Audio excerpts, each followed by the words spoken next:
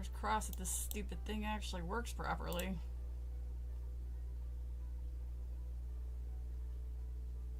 Ooh. Yes, no. Yes, no.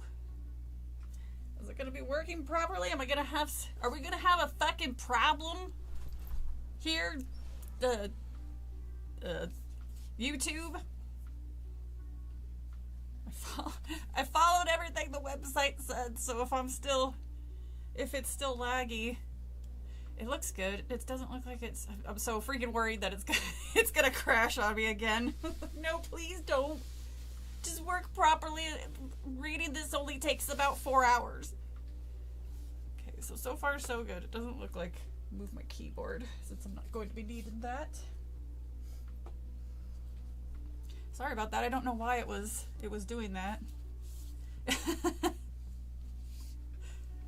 Hello, everybody. Happy New Year this time, since it's working properly this time. This son of a bitch. Hello, Spyro. It's been a minute. Glad to see you in there. Thanatress, Artie. Whoa, it just jumped. Looks like Darbs, you're on a different account. Hello, Taku. Hello, Adam. Viliano, Mr. Crowley. Someplace with good weather. I thought about that, but I don't think it would work. But anyway, because you probably didn't hear it, this particular Goosebumps book has a musical adaptation.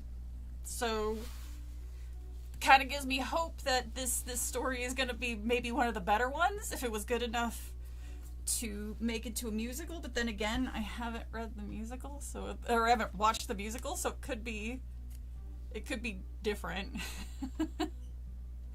Hi, Ronan. Hello, Thanatress. Oh wait, did I say? Well, I said Thanatress hello again. Of course, the weather sucks. I'm singing tonight. God, no. The last thing I want to do is make everybody deaf from my pipes. Whew. I don't know why this is so shaky all of a sudden. I think I gotta replace my table. It appears as though 'tis on the shaky legs now, so I think it's time to replace this cheap one I bought offline. This is actually the only Goosebumps books I've read personally. I was only aware of this book because a friend of mine was really into the Goosebumps books forever ago, for the longest time, and they actually had a poster of the cover of this book on their walls as a kid, so that's the only reason I'm aware of it. I have not read it though. Fine, I'll sing.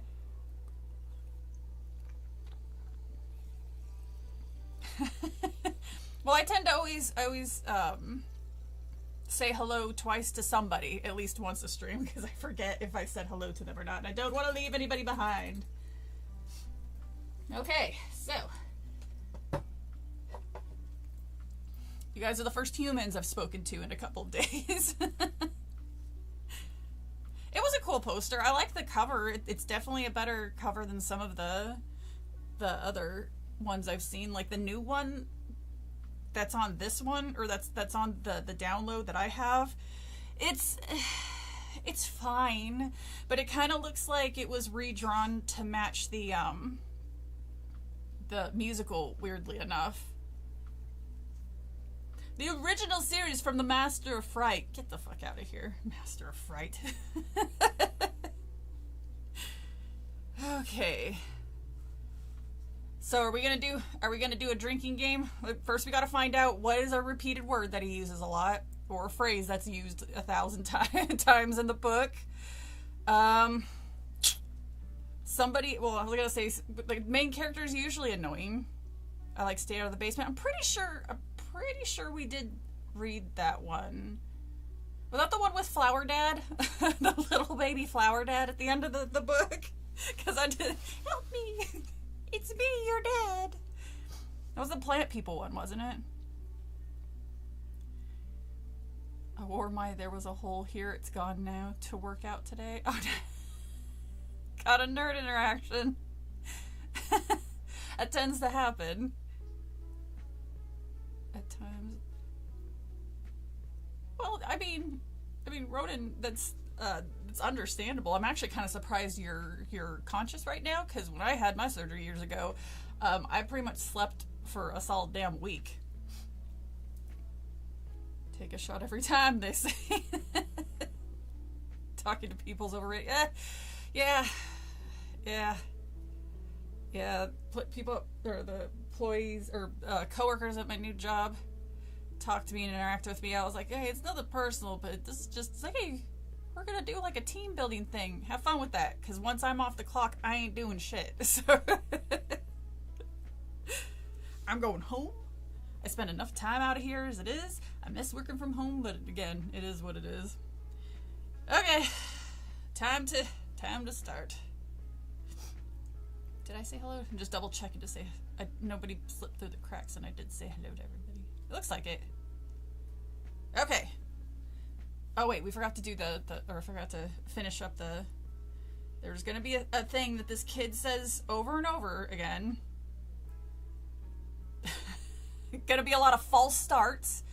Nothing will probably happen for the first 20 chapters of the book. And then the twist is gonna be terrible. I didn't build that team. I forgot to do my fantasy Goosebumps lineup. My bad.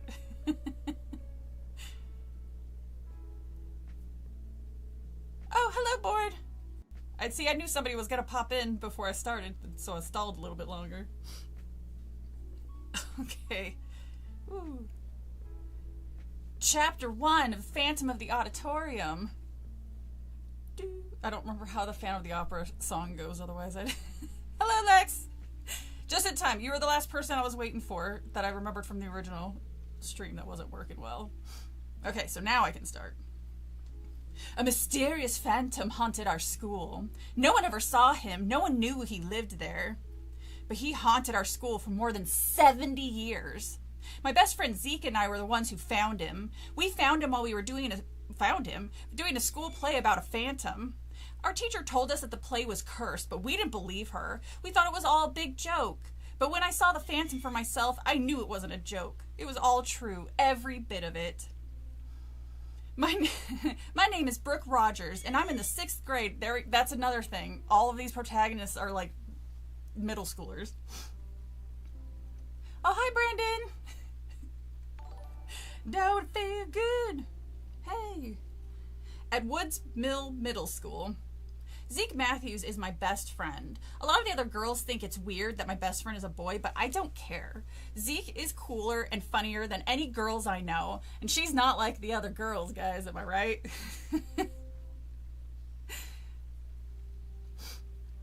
He's also a big horror movie fan, just like me. Zeke and I have been best friends for 9 years. We know just about everything about each other. For instance, I know that Zeke still wears Kermit the Frog pajamas. Well, he's 10. I still wear Kermit the Frog pajamas. He hates it when I tell people that. His face always turns a bright shade of red, and then his freckles stand out even more. Then why he's supposed to be your best friend. Why are you telling other people stuff that embarrasses him, asshole? Zeke hates his freckles almost as much as I hate my glasses. I don't know why he's so hung up over a couple of freckles. Why are you so hung up over glasses? What's wrong with glasses? After a while, you hardly even notice them. And in the summer, when he gets tan, they practically disappear altogether. Can verify when you get older, they disappear altogether. I used to have them all over my cheeks and nose. Nowhere to be found now.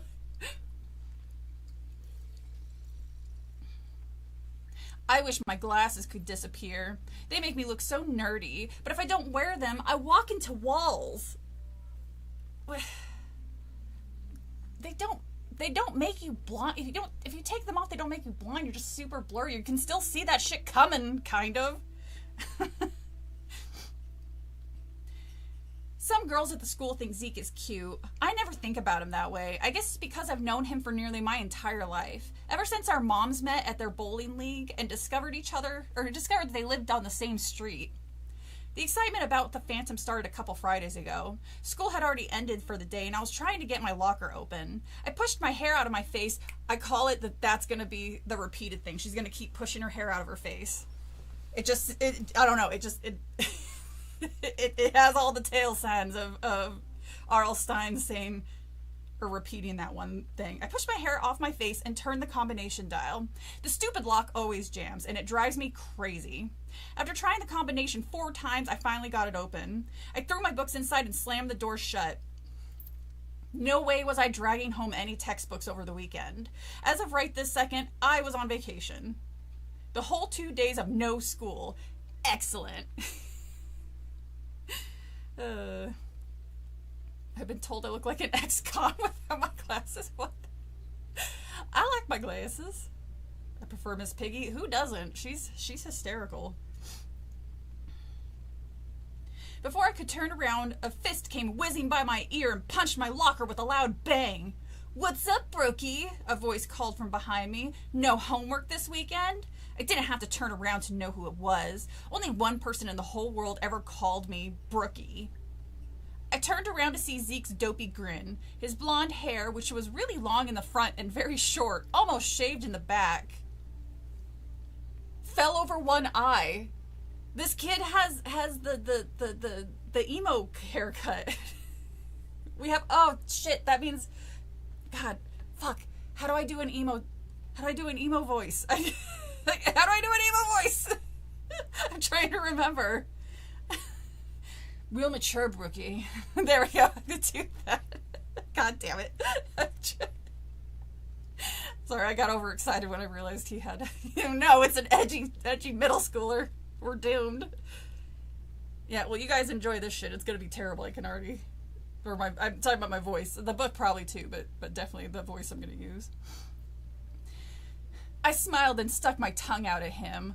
Real mature, Brookie, he muttered. Then I flipped my eyelids up so they stayed that way. I flipped my eyelids up so they stayed that way. It's a really gross talent that I have that usually makes people... Oh, I know what she's talking about. It took me a second. So I can't do it, but I knew kids that would be able to like flip their eyelids where it would like flip and they would just kind of stay there until they blinked. Really weird. I can't do that. The oddest thing that the just random stuff that some people do and can't, like I can do this. the triple joint or whatever it's called, where I can actually bend my very, very top. Anyway. Whew. Zeke didn't bat an eye. He has seen my eyelid trick at least a zillion times. Nope, no homework, I replied. No books, no nothing. I'm totally free this weekend. Then I got a great idea. Hey, Zeke, I said, do you think Rich can take us to see the Creature Festival tomorrow? I was dying to see the 3 Creature movies playing at the Cineplex. One was supposed to be in 3D. Yay! Zeke and I go to scary movies all the time. Just to laugh at the scary parts. We have nerves of steel. We never get scared. I call bullshit on all this. Maybe, Zeke answered, brushing his hair away from his face. But Rich is grounded. He can't use a car for a week. Rich is Zeke's older brother. He spends most of his life being grounded. What did Rich do? Zeke shifted his backpack onto his shoulder. Forget about the Creature Festival, Brooke. Aren't you forgetting something? He narrowed his eyes at me. Something big. I scrunched up my nose, forgetting something. I couldn't think of a thing. What? I finally asked. Come on, Brookie, think. I really had no idea what Zeke was talking about. I pulled my long hair into a ponytail and tied it together with a scrunchie that was on my wrist. I always wear a scrunchie on each wrist. I like being prepared. You never know when we're going to need a scrunchie. Geez, stop saying scrunchie. God damn it. Tonight's movie is Insidious. I like Insidious. I like it okay. I think we never get scared is a space in the Goosebumps bingo. Oh, I think it is. Shit, that's what I need to do. I need to make a Goosebumps bingo card for everyone. Zeke sounds like the goth kid from... That's the only thing I could think of. I was like, emo... the voice I know is the Gah kid from South Park.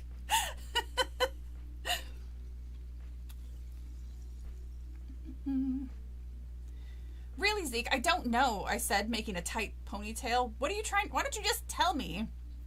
And that's when it hit me. The cast list, I yelled, slapping my forehead. How could I have forgotten? Zeke and I have been waiting for 2 long weeks to find out if we got parts in the school play. Come on, let's check it out. I grabbed a hold of Zeke's flannel shirt sleeve, and I pulled him all the way to the auditorium. Zeke and I both tried out for the play. Last year, we had small parts in the musical Guys and Dolls. Miss Walker, our teacher, told us that the play this year was going to be scary. That's all Zeke and I had to hear. We had to be in this play. We found a big crowd of kids at the bulletin board. They were all trying to read the cast list at once. I was so nervous. I can't look, Zeke, I cried. You check, okay? Yeah, no problem. Wait, I'll do it. I changed my mind, yelling. I do that a lot. Zeke says it drives him crazy. I took a deep breath and pushed through the crowd of kids. Wait your fucking turn, kid. Biting my left thumbnail, I crossed the fingers on my right hand and stared up at the list. But when I saw what was posted up there, I nearly bit off my whole thumb. Tacked to the board beside the cast list was a sign. Attention, Brooke Rogers. Please report to Mr. Levy's office. You have been suspended from school. Dun, dun, dun. Oh no! Our main character was suspended from school, but now we can't see her in the scary... I was going to say Guys and Dolls, but that was the last school one. The only thing scary in a middle school play is acting. Oh, God. Don't I know it. Dead Space is an awesome and scary game. I like that one. Do I sound like Long Legs? My bad.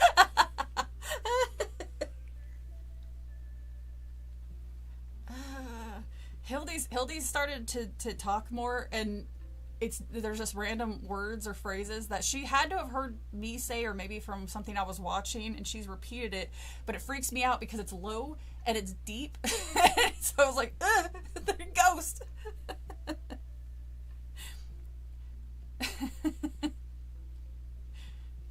Hello, Family Guy.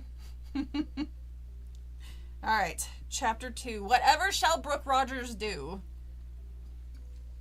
Suspended? I gasped in shock. Had Mr. Levy found out that I was the one who let the gerbil loose in the teacher's lounge? Suspended. I felt sick to my stomach. My parents were going to be so horrified. Then I heard giggling. I spun around to find Zeke laughing his head off. Other kids were laughing too. I stared angrily at Zeke. Did you put that sign up? Of course, he replied, laughing even harder. How do Of course I did. It's a little too deep for me. It's a ghost bird.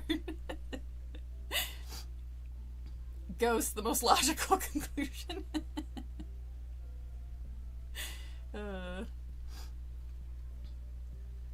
He has a sick sense of humor. I didn't believe it for 1 second, I lied. I turned back to the board to read the cast list. I had to read it 3 times. I couldn't believe what I saw. Zeke, I shouted over the other kids' heads. You and I, we're the stars. Zeke's mouth dropped open in surprise. How did he not know this when he pinned that stupid prank suspension thing on the wall? He didn't look? Then he grinned at me. Yeah. For sure, he said, rolling his eyes. No, really, I cried. We got the 2 biggest parts. Come check it out for yourself. You got the part of the Phantom. No way. Zeke still didn't believe me. I'm telling the truth, Zeke, a girl behind me said.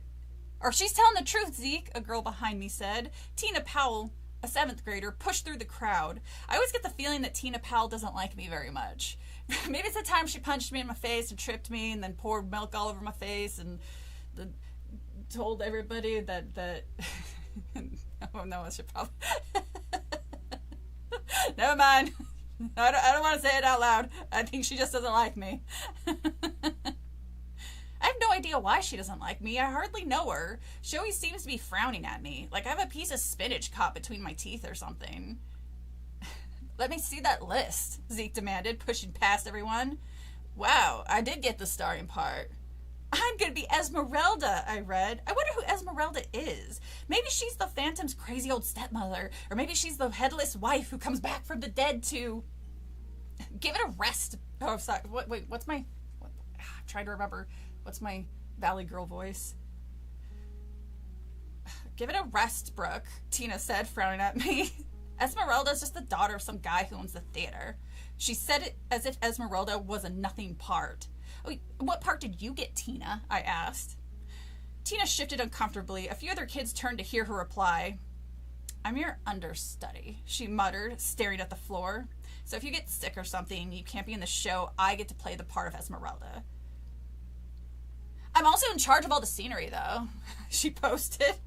I wanted to say something mean and nasty, something to put Miss High and Mighty Tina Powell in her place. But in front of everybody, I couldn't think of everything, or couldn't think of anything. I mean, Tina just corrected you. It's self-sanctuary. She wasn't first middle school, then Hollywood. She was being super rude. Paulina was a gorgeous valley girl. Watch it go immediately to their heads. It always does with these stories. I'm not a mean, nasty person, and it's hard to think of a mean, nasty thing to say, even when I want to. So I decided to ignore her. I was too excited about the play to let Tina Powell get to me. Why do you keep saying her last name? Is there more than one Tina in this story? I pulled on my denim jacket and swung my backpack over my shoulder. Come on, Phantom, I said to Zeke. Let's go haunt the neighborhood. On Monday afternoon, we started rehearsing the play Miss Walker was in charge of. She stood us on the stage of the auditorium staring down at us. She clutched a tall stack of scripts in her arm.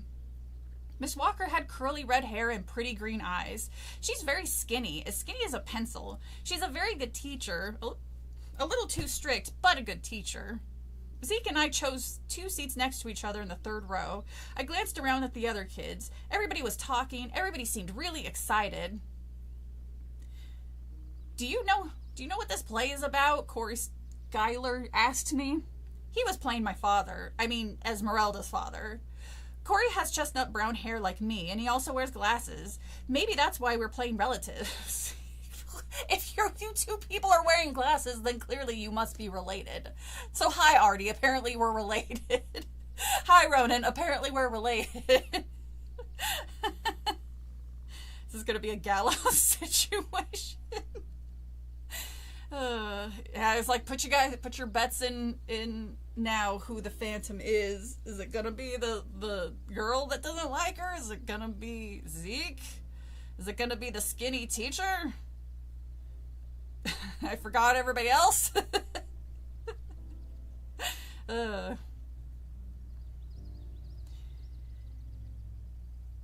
Beats me, I answered him with a shrug. Nobody knows what the play is about. I just know it's supposed to be scary.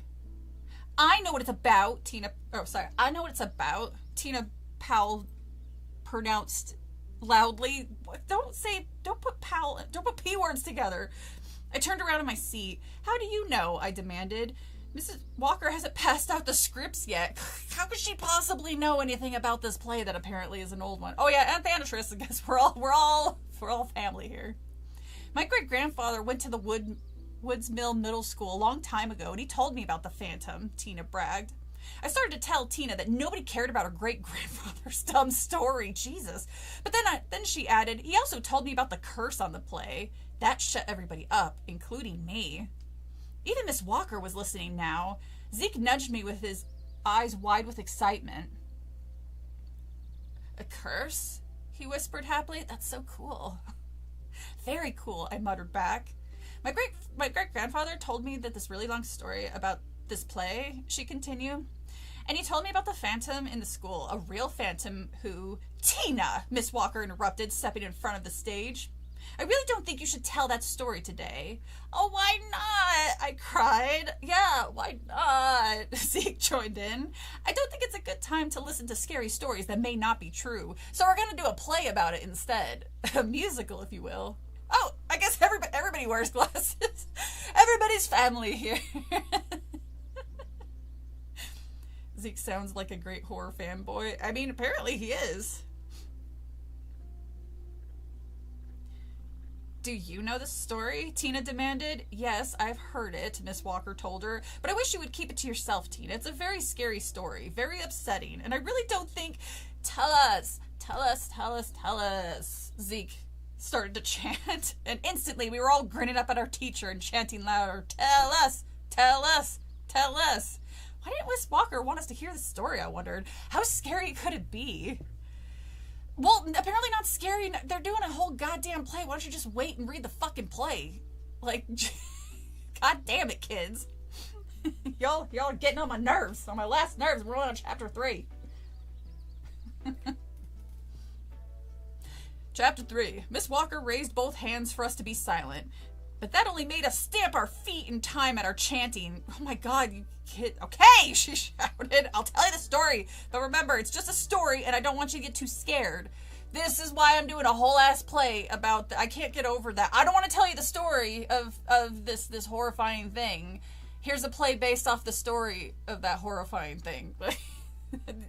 There's no consistency here in this world. You can't scare us, Zeke cried. Everybody laughed, but I was staring hard at Miss Walker. I could see that she really didn't want us to know this story again. Okay. Miss Walker always said we could talk about anything we wanted with her. I began to wonder why she didn't want to talk about the Phantom. The story starts 72 years ago, Miss Walker began. The year Woods Middle Middle School was first built. I guess Tina's great-grandfather was a student there. Yes, he was, Tina called out. He was in the first class that went to this school. He told me there was only 25 kids that whole school year. Miss Walker crossed her skinny arms over the front of her yellow sweater and continued the story. The students wanted to put on a play. A boy was hunting around in the basement of the old library. He found a script down there called The Phantom. It was a very scary play about a girl who was kidnapped by a mysterious phantom. The boy showed it to his teacher, and the teacher decided it would be fun to perform the play. Okay, so it's just a play they found that okay. I was getting real confused by this. It would be a grand production with the very best scary special effects they could create. Zeke and I exchanged excited glances. The play had special effects. We love special effects. Rehearsals for The Phantom began, Miss Walker continued. The boy who had discovered the play at the library won the lead. Everybody turned to look at Zeke. He smiled proudly as if he had something to do with it. They practiced the play after school every day, Miss Walker continued. Everyone was having a really good time. Everyone was working really hard to make it a good play, and it was all going so smoothly until she hesitated. Tell us, I called loudly. I just want you all to remember it is just a story, Miss Walker said again. There's no proof it ever happened. We all nodded. Miss Walker cleared her throat, then continued. On the night of the play, the kids were all in costumes. Parents and friends filled the auditorium. This auditorium. The kids were really excited and really nervous.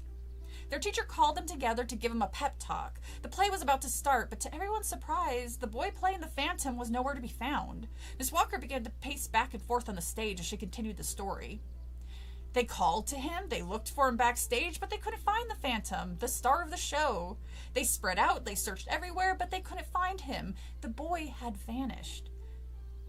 They searched for a whole hour. Everyone was so upset, especially the boy's parents. So they give up after the hour. Just, well, where's the understudy? Craig, you're in.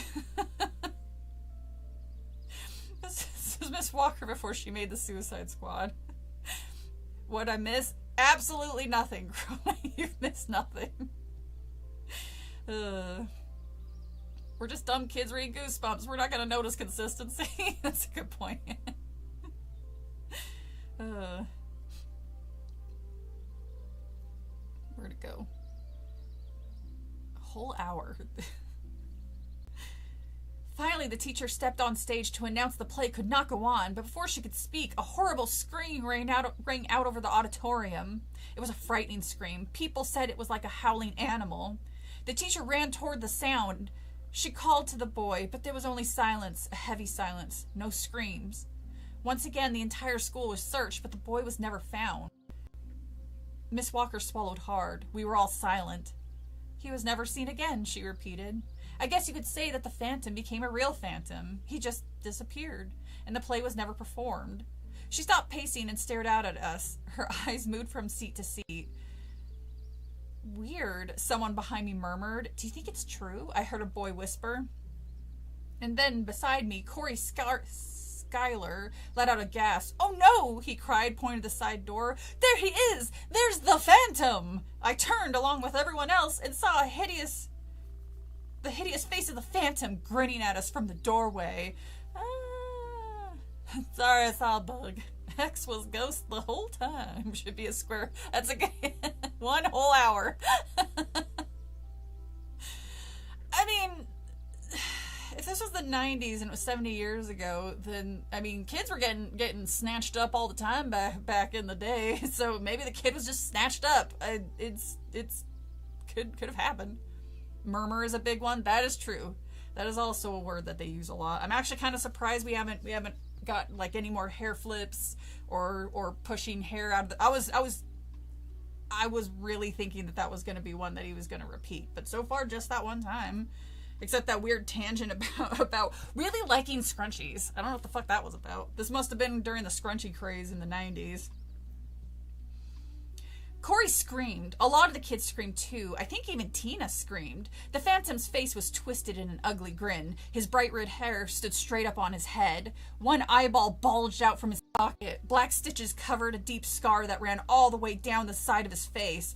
"Boo!" the phantom yelled, bursting into the aisle. More screams. I just laughed. I knew it was Zeke. I had seen him wear that dumb mask before. He kept it in his book bag in case he needed it. Oh, yes, everybody. Everybody needs a scary mask just in case. Oh, it's snowing on Mr. Frog's Island. That's kind of cute. That's the first time I've seen that.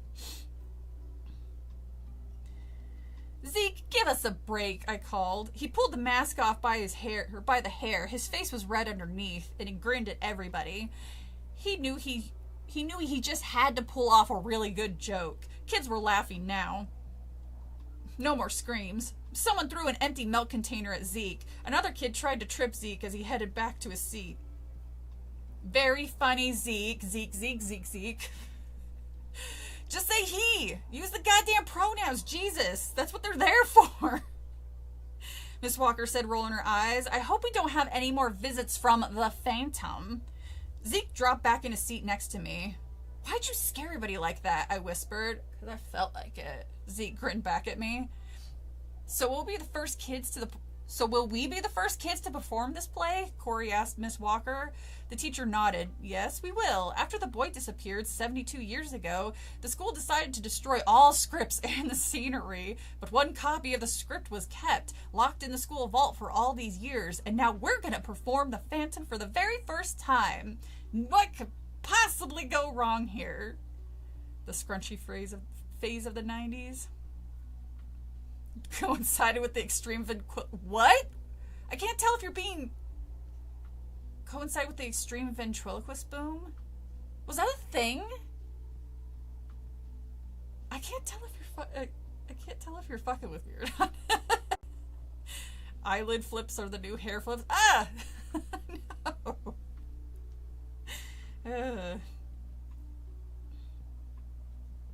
Where'd it go? Oh, I did it. Kids started talking excitedly. It took Miss Walker a while to quiet us all down again.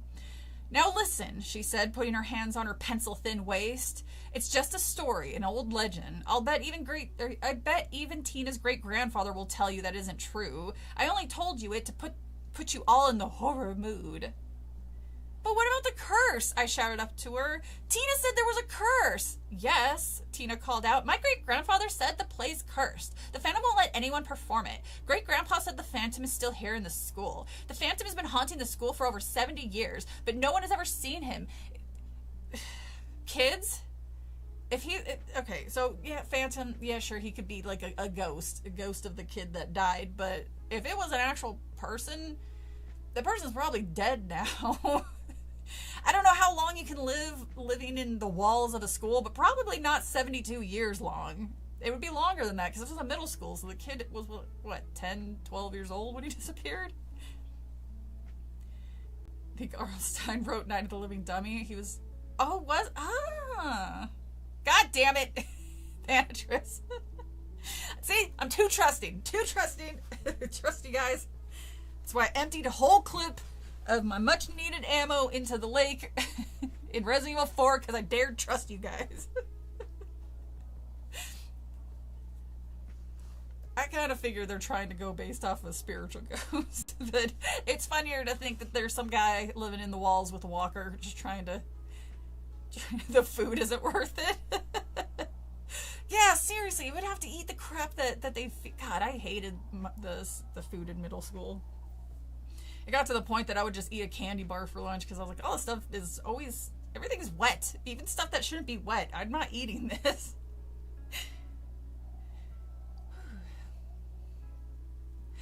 Excellent, Zeke declared, his eyes lighting up. Some kids laughed. Some kids looked uncomfortable, kind of scared. I told you it's just a story, Miss Walker said. Now let's get down to business, okay? Who wants to help me pass the scripts out? I've made a copy for each of you. I want you to take them home and begin studying your parts. Zeke and I practically fell over each other running up to the stage to help Miss Walker. She handed us each a stack of scripts. We climbed back down and started to hand them out. When I came to Corey, he pulled his hand back.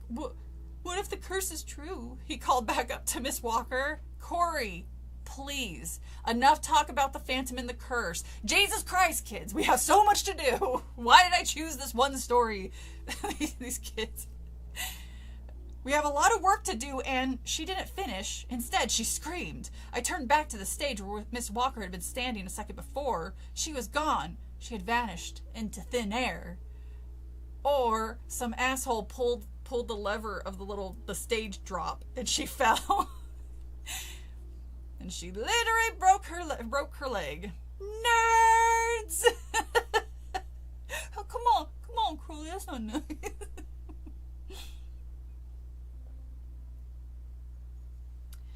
We had pizza, but it was that French bread pizza. So it was just like a slice of French bread with like some pizza sauce or ketchup. I just remember it was garbage. Mozzarella cheese and like 2 pepperonis on the whole fucking thing. Let's get down to business to defeat the Phantom. God damn it. Darbs, I'm getting stuck in my head now.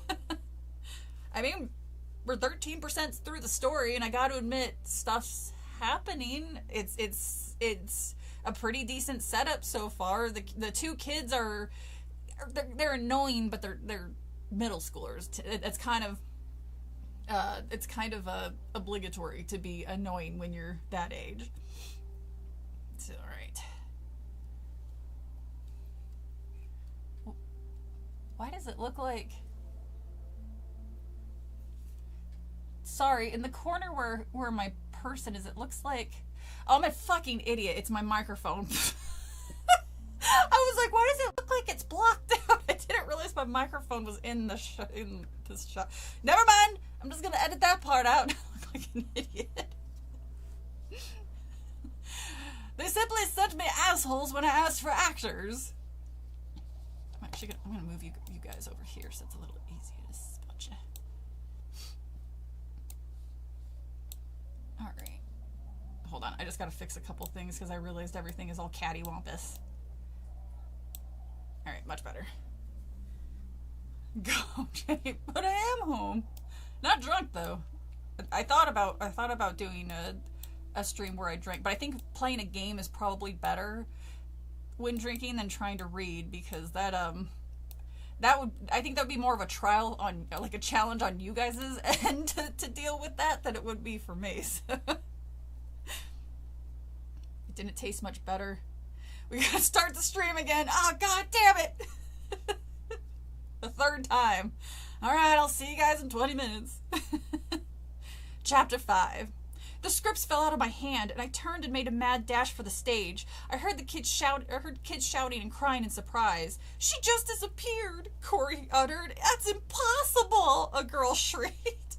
Zeke and I scrambled on stage together. Where are you, Miss Walker? I called. Miss Walker! Silence. Miss Walker, can you hear us? Zeke called. Then I heard Miss Walker's faint cry for help. Down here. Down where? Zeke cried. Down here, you idiot. Look down. You know, where there's a big hole in the ground.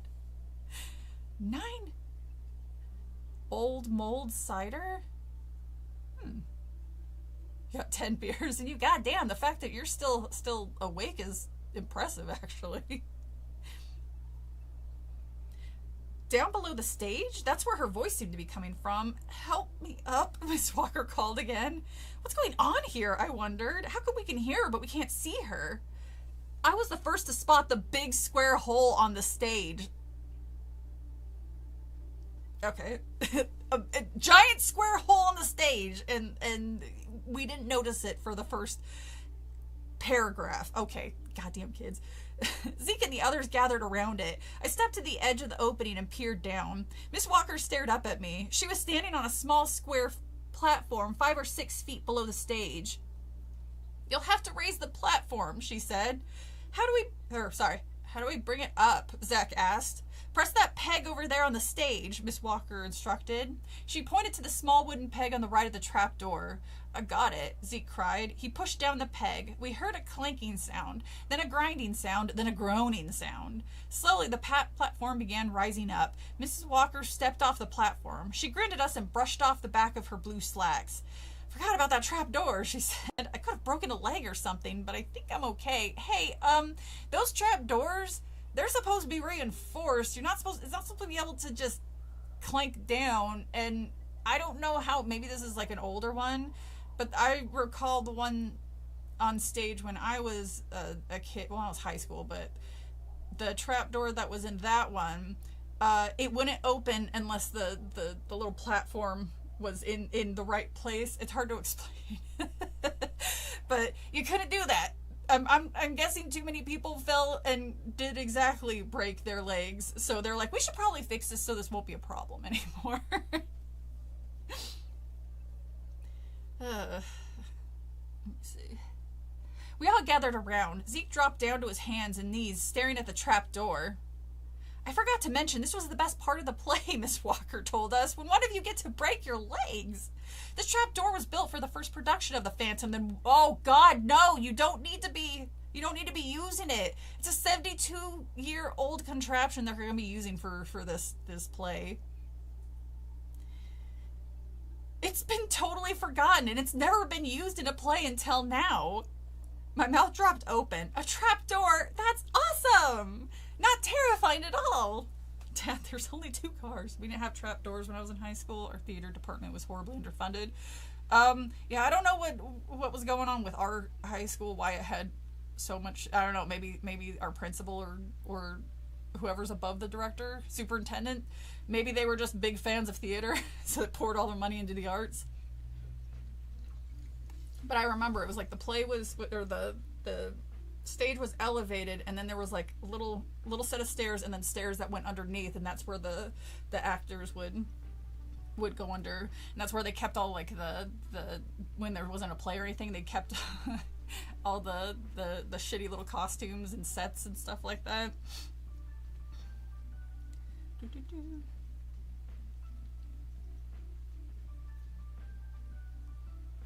Where did I lost my spot. Be careful, Zeke, you'll fall, she said. I lowered the platform earlier. I forgot it was still down. Zeke climbed to his feet. I could see he was really interested in the trap door.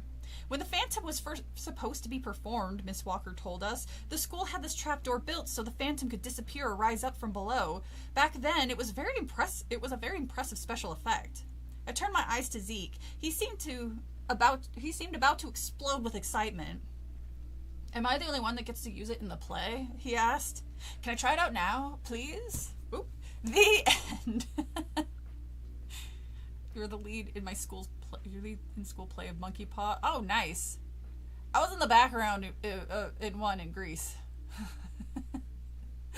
That was it. I tried out and I was like, maybe plays aren't for me. Just put me in the background. Not yet, Zeke, Miss Walker replied firmly. I still need to have it checked for safety reasons. Until it's been checked, I don't want anybody fooling around with the trap door. Zeke had already been back on Zeke was already back on his hands and knees inspecting the trap door. Miss Walker cleared her throat loudly. "Is that understood, Zeke?" she asked. He glanced up and sighed. "Yes, Miss Walker," he muttered. Hair flip. "Good," Mrs. Walker said. "Now let's get back to our seats. I'd like to read the play before we leave today. Just give you an idea of the story and the characters." We returned to our seats.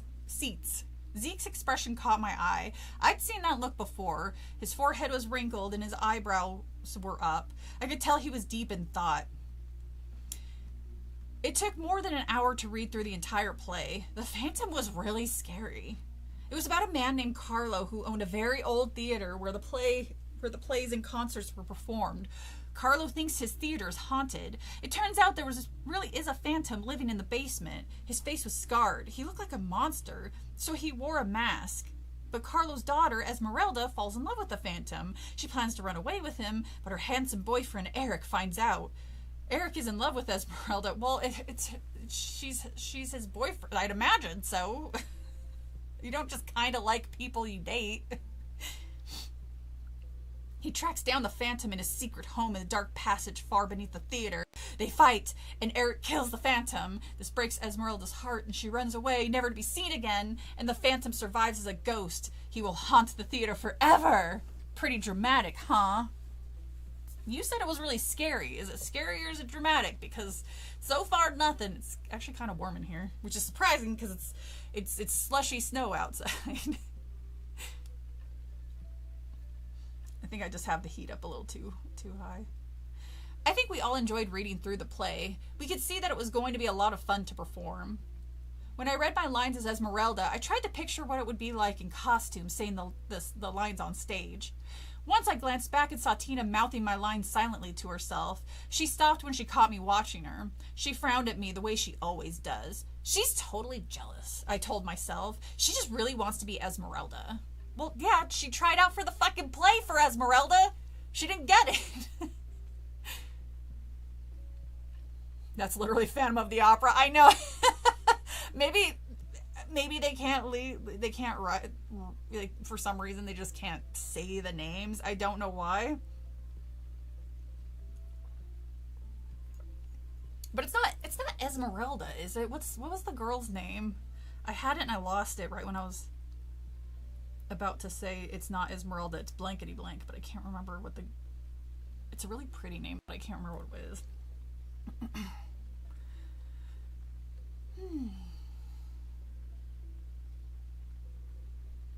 For a moment, I felt bad for Tina.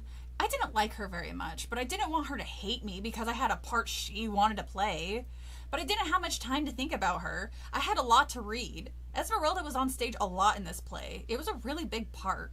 Then we finally finished reading the play, and we all clapped and cheered. "Okay, go home, everyone," Miss Walker instructed, waving us to the door. "Start learning your parts, and we'll meet tomorrow after school."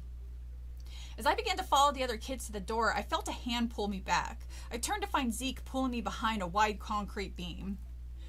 "Zeke, what are you doing?" I demanded. He raised his finger to his lips. Shh. His eyes were really excited. "Let them all go," he whispered.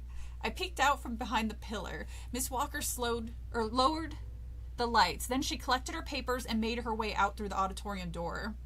"Why are we hiding here?" I whispered impatiently. "Let's go try out the trap door," he whispered. "What?" "Let's go try it out, quick, while there's nobody in here." I glanced back at the auditorium. Dark, empty. "Come on, don't be a wimp," he urged, pulling me towards the stage. "Let's try it out. What's the worst that could happen?" I turned uncertain. It's like the most famous last words ever. I turned uncertainly to the stage. "Okay," I said. Zeke was right. What could happen? That's nothing. Even though we just saw our teacher fall a pretty decent height, that wouldn't necessarily hurt an adult, but most definitely hurt a child. But, it's fine. Christine, thank you. Christine I think it's a pretty name. Christine. Carrie.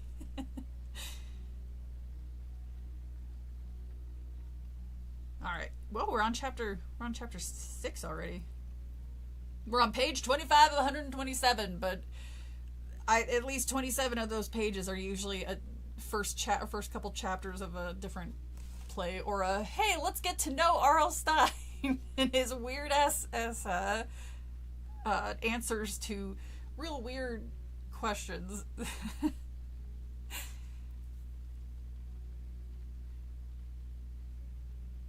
I should remember her name.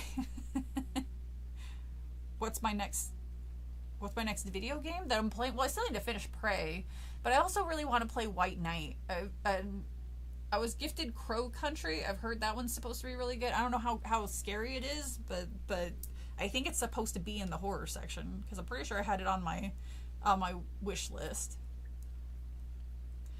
The worst happens. Always sunny music. Chapter 6. Zeke and I climbed onto the stage. It was darker than before, and it felt colder. Our sneakers thudded on the floorboards. Every sound seemed to echo within the whole auditorium. This trapdoor is so cool, Zeke exclaimed. Too bad you don't get to use it in the play. I gave him a playful shove and started to reply, but I suddenly felt one of my sneezing attacks coming on. The dusty auditorium curtain must have triggered my allergies. I have the worst allergies in creation. I'm allergic to absolutely everything. You name it. Dust, pollen, cats, dog, even some sweaters. Oh my god, so you have super common allergies that a lot of people have. You're definitely not like all the other girls. Oh, Brooke. When I have an allergy attack, sometimes I sneeze 13 or 14 times in a row. My all-time record is 17. I know somebody who's like that. They don't sneeze very often, but when they do, they sneeze for like 20 minutes. Zeke likes to count my sneezes. He thinks it's a riot. He slaps the floor and yells, 7, 8, 9. Ha ha. After 10 sneezes in a row, I'm in no mood for jokes. I'm usually a pitiful, dripping mess with foggy glasses. We tiptoed over to the trap door. Check out the floor around there, Zeke said quietly. Find that peg to make it work. Zeke stood on the trap door while I searched for the peg in the darkness. I tried desperately to hold in my sneezes, but it wasn't easy. When the small peg on the stage floor caught my eye, Then the small peg on the stage floor caught my eye. Hey, I found it, I shouted happily. Zeke glanced around nervously around the auditorium. Shh, somebody was going to hear you. Sorry, I whispered. Then I realized I couldn't hold in my sneezes any longer. My eyes were watering like crazy. And I just had to sneeze. I grabbed a handful of tissues from my pocket and put the whole wad up my nose. Then I started sneezing. I tried to keep them as silent as possible. 4, 5, Zeke counted. Luckily, it wasn't a record-breaking attack. I only made it to 7. I wiped my nose and shoved the dirty tissues in my pocket. Ugh. It was gross, but I had nowhere else to throw them. The floor. I'm just kidding, but I'm actually kind of surprised she didn't just throw them on the floor. There's a musical for everything now, it seems, Sparrow. Yeah, Stranger Things the musical. There's just musicals for everything. I did want to see. There was an Evil Dead musical that I did want to see, but I haven't. They haven't showed them at our local theater in years, and there doesn't seem to be any plans on bringing it back, which sucks because I actually knew I went to high school with the guy who was the lead. Super cool guy. He did want to be an actor. I don't think he's ever made it. I think maybe he's been a corpse on Law and Order, but I don't know. I don't know about that, but I need to actually look him up, see how he's doing. It sucks when you know somebody who's really talented and charismatic. It's like, oh, you would be great in movies and plays and stuff, and they just can't land roles. It's a bummer. And then get like some of the worst actors that are world days, like Gal Gadot. Lady cannot act, but goddamn, she's Wonder Woman. Maybe she said she looked more like she looked the part. Maybe that was more of the whole thing. Okay, Zeke, here it goes, I cried. I stepped onto the peg and jumped beside Zeke on the trap door. We heard a clanking sound, then a rumbling, then a grinding. And the square section of the floor began to lower itself. Zeke grabbed my arm. Hey, this thing is kind of shaky, he cried. You're not scared, are you? I challenged him. No, he insisted. The clanking grew louder. The square platform shook beneath as we slid down, until the stage disappeared and we were surrounded by darkness. Fuck that. I was like, okay, what if he gets stuck down there? Because apparently there's no way out of there. It'll be the next stars of the Rocky Horror Picture Show, the musical. I mean, it's already kind of a musical. Debbie Does Dallas. God damn. You're going old school with that one. The only people who called back was Sharknado. Hey, what's wrong with Sharknado? Got to get a call back. I've seen it several times. I miss it dearly. Oh, have you? See, I kept telling myself, I was like, oh, you know, I'm stuck. I'm like busy. I shouldn't be spending too much money on stuff when I'm in school and yada yada. And of course, now that I have some time and some money where I can go see it, now they don't have it anywhere. It's a bummer.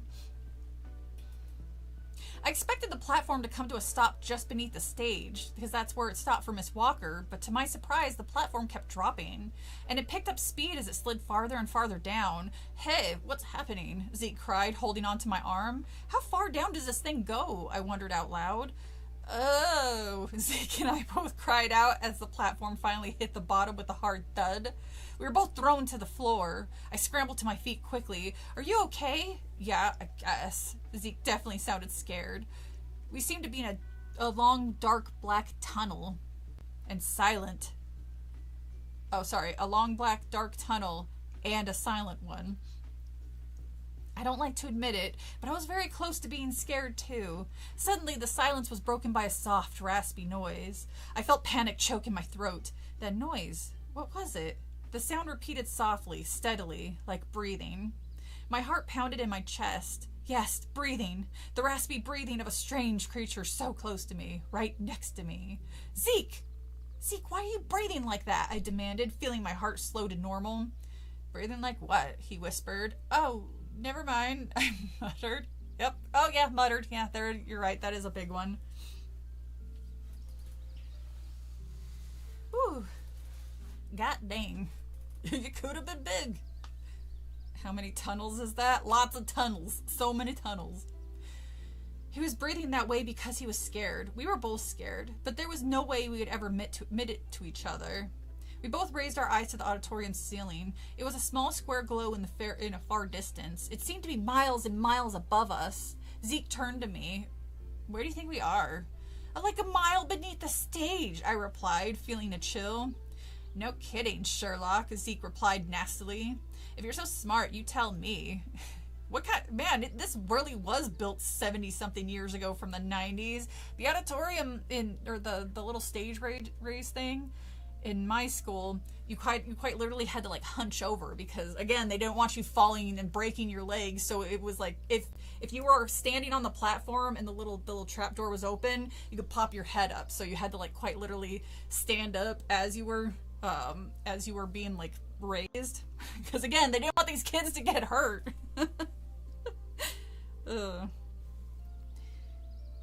God damn it. Who made it, according to them, miles and miles down with no guardrails or anything? No kidding, Sherlock, he replied nastily. If you're so smart, then you tell me, I challenged him. I don't think it's the basement, he said thoughtfully. I think we're way below the basement, like a sub-basement or something. It feels like a big tunnel or something, I said, trying to keep my voice from shaking. You want to explore? He didn't answer for a long while. It's too dark to explore, he finally replied. I really didn't want to explore. I was just pretending to be brave. Usually I like having the creeps, but being way down here was too creepy, even for me. We can come back with flashlights, Zeke said softly. Yeah, flashlights, I repeated. I didn't plan to ever come back. I played nervously with the denim scrunchie on my wrist and stared out into the darkness. Something bothered me. Something didn't make sense. Zeke, I said thoughtfully, why would a stage trap door come all the way down here? I don't know. Maybe so the Phantom can get home quicker after he haunts the auditorium? Zeke joked. I punched him in the arm. No jokes about the Phantom, okay? If there really was a phantom, I told myself, this is where he would live. Let's get out of here, Zeke said, staring up at the square of light far above our heads. I'm gonna be late for dinner. Tonight is pizza roll night. Everybody loves pizza roll night, and I won't be sharing with my brother Rich. Forgot my own brother's name. Yeah, sure, I replied, folding my arms across my chest. Just one question, Mr. Know-It-All. What? How do we get back up? We both thought about that one for a while. After a minute or so, I saw Zeke drop to his knees and begin running his hands along the platform floor. There's got to be like a peg or something to push down here. No, the peg was up there, I replied, pointing up to the stage floor. Then there's got to be like a switch or a lever or a button or something to push, Zeke cried. His voice grew high and shrill. Where could it be? My voice sounded just as shrill, just as frightened. We both started feeling around in the darkness, feeling for something we could push or pull or turn. Something to make a little square platform rise up again and carry us back up to the auditorium. But after a few minutes of desperate searching, we gave up. Man, this whole town does not like searching for very long, do they? Hey, Shingo! This one so far, I'm getting a little worried here. It's not going to go into bullshit territory. Because there's, first of all, something has happened, which usually doesn't happen. They usually just meander around for 20 chapters.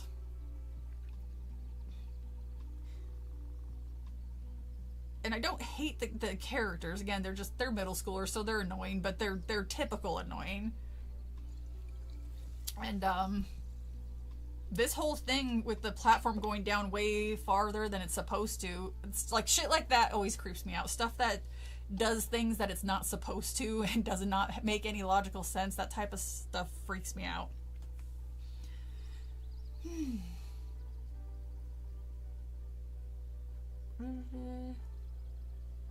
We're trapped down here, Zeke. We're trapped.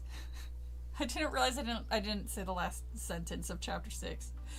Chapter 7. We don't come here for quality. Hey, look, there has got to be at least one gem. So when I heard that there was an actual musical based off of this book, I was like, well, shoot, this might actually be like the good one.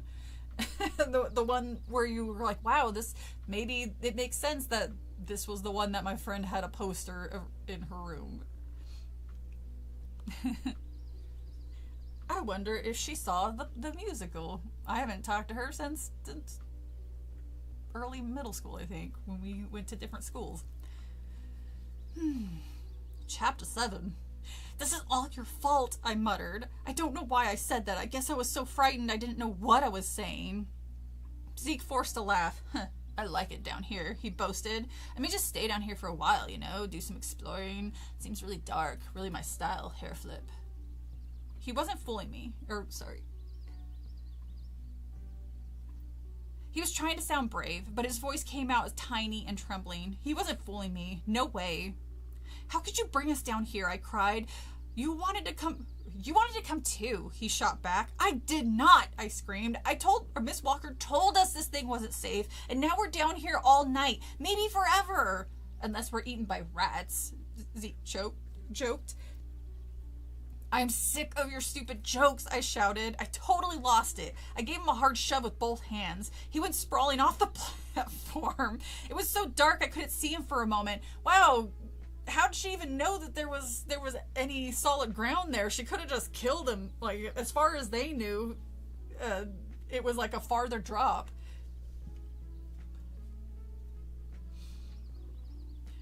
This had a musical, like a real music and budget, or someone... I'm not entirely sure, but there was a couple. It seems like it's a high school thing. But yeah, it's a whole ass musical. When I was looking for pictures to put on the thumbnail, it popped up, and I did I didn't have time to go through like a whole rabbit hole to see it. But yeah, apparently there is one.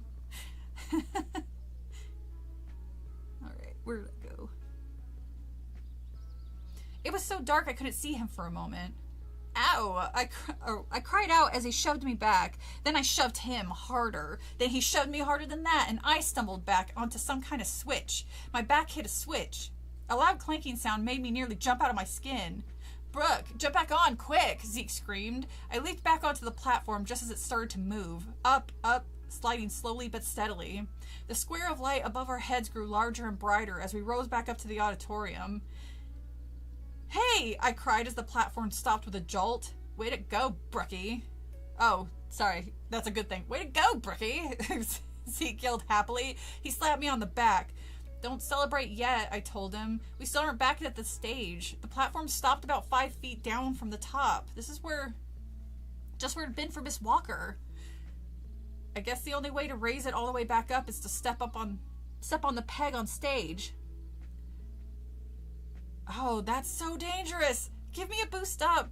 Oh, give me a boost up, Zeke urged eagerly. Wait, why are you boosting him and him not boosting you? Which, by the way, real fucking dangerous if he doesn't have anything to, like, brace himself on. If she boosts him wrong and they don't have, like, a good balance, he's gonna go toppling over the side. And then she's gonna be stuck there alone with her friend crying below with, like, a broken everything.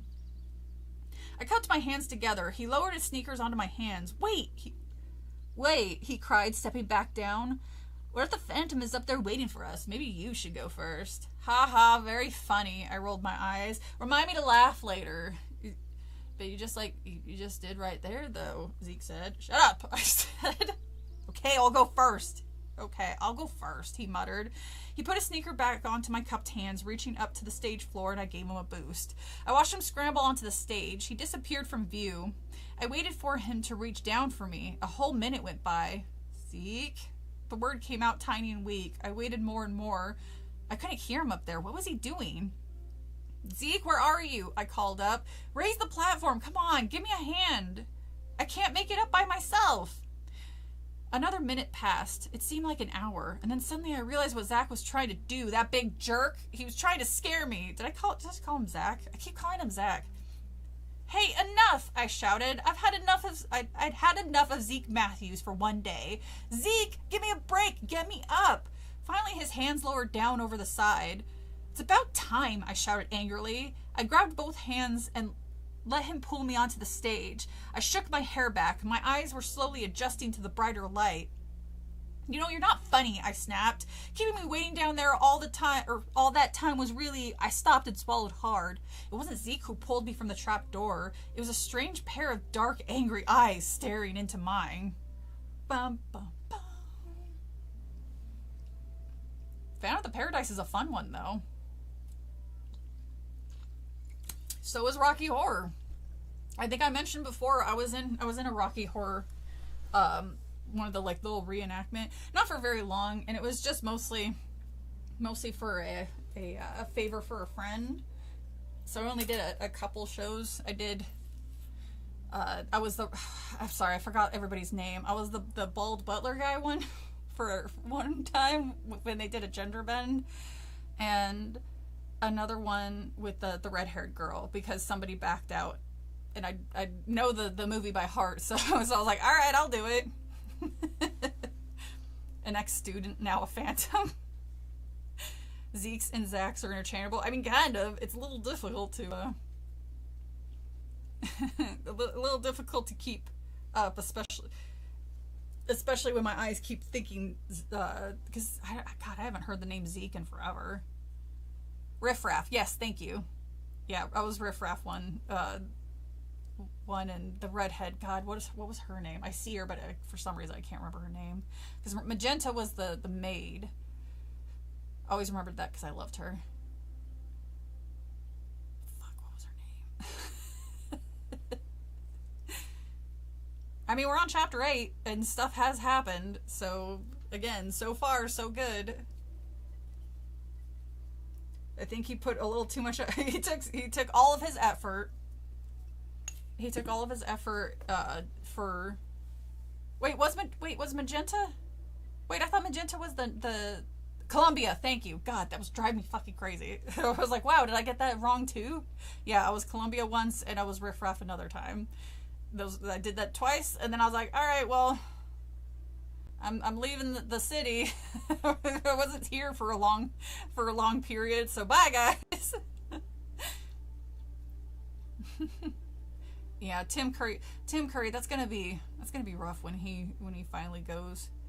I watched an interview after. I had no idea. I knew he was sick. I didn't realize he was in basically a wheelchair after a stroke. And I was like, God damn it, this is upsetting to see. He really was such a bummer. Like he doesn't deserve where he is now. Please tell me there are pictures. Maybe I don't know. I would have to reach out. I didn't really know these people. That my friend was in the production, and I just happened to step in. But I don't think there really are. And if there are, I think I'll have to ask my friend to see if he has any. Maybe maybe he does. I don't know. I will find out. But I personally didn't take any pictures because at the time I didn't see it as a big deal.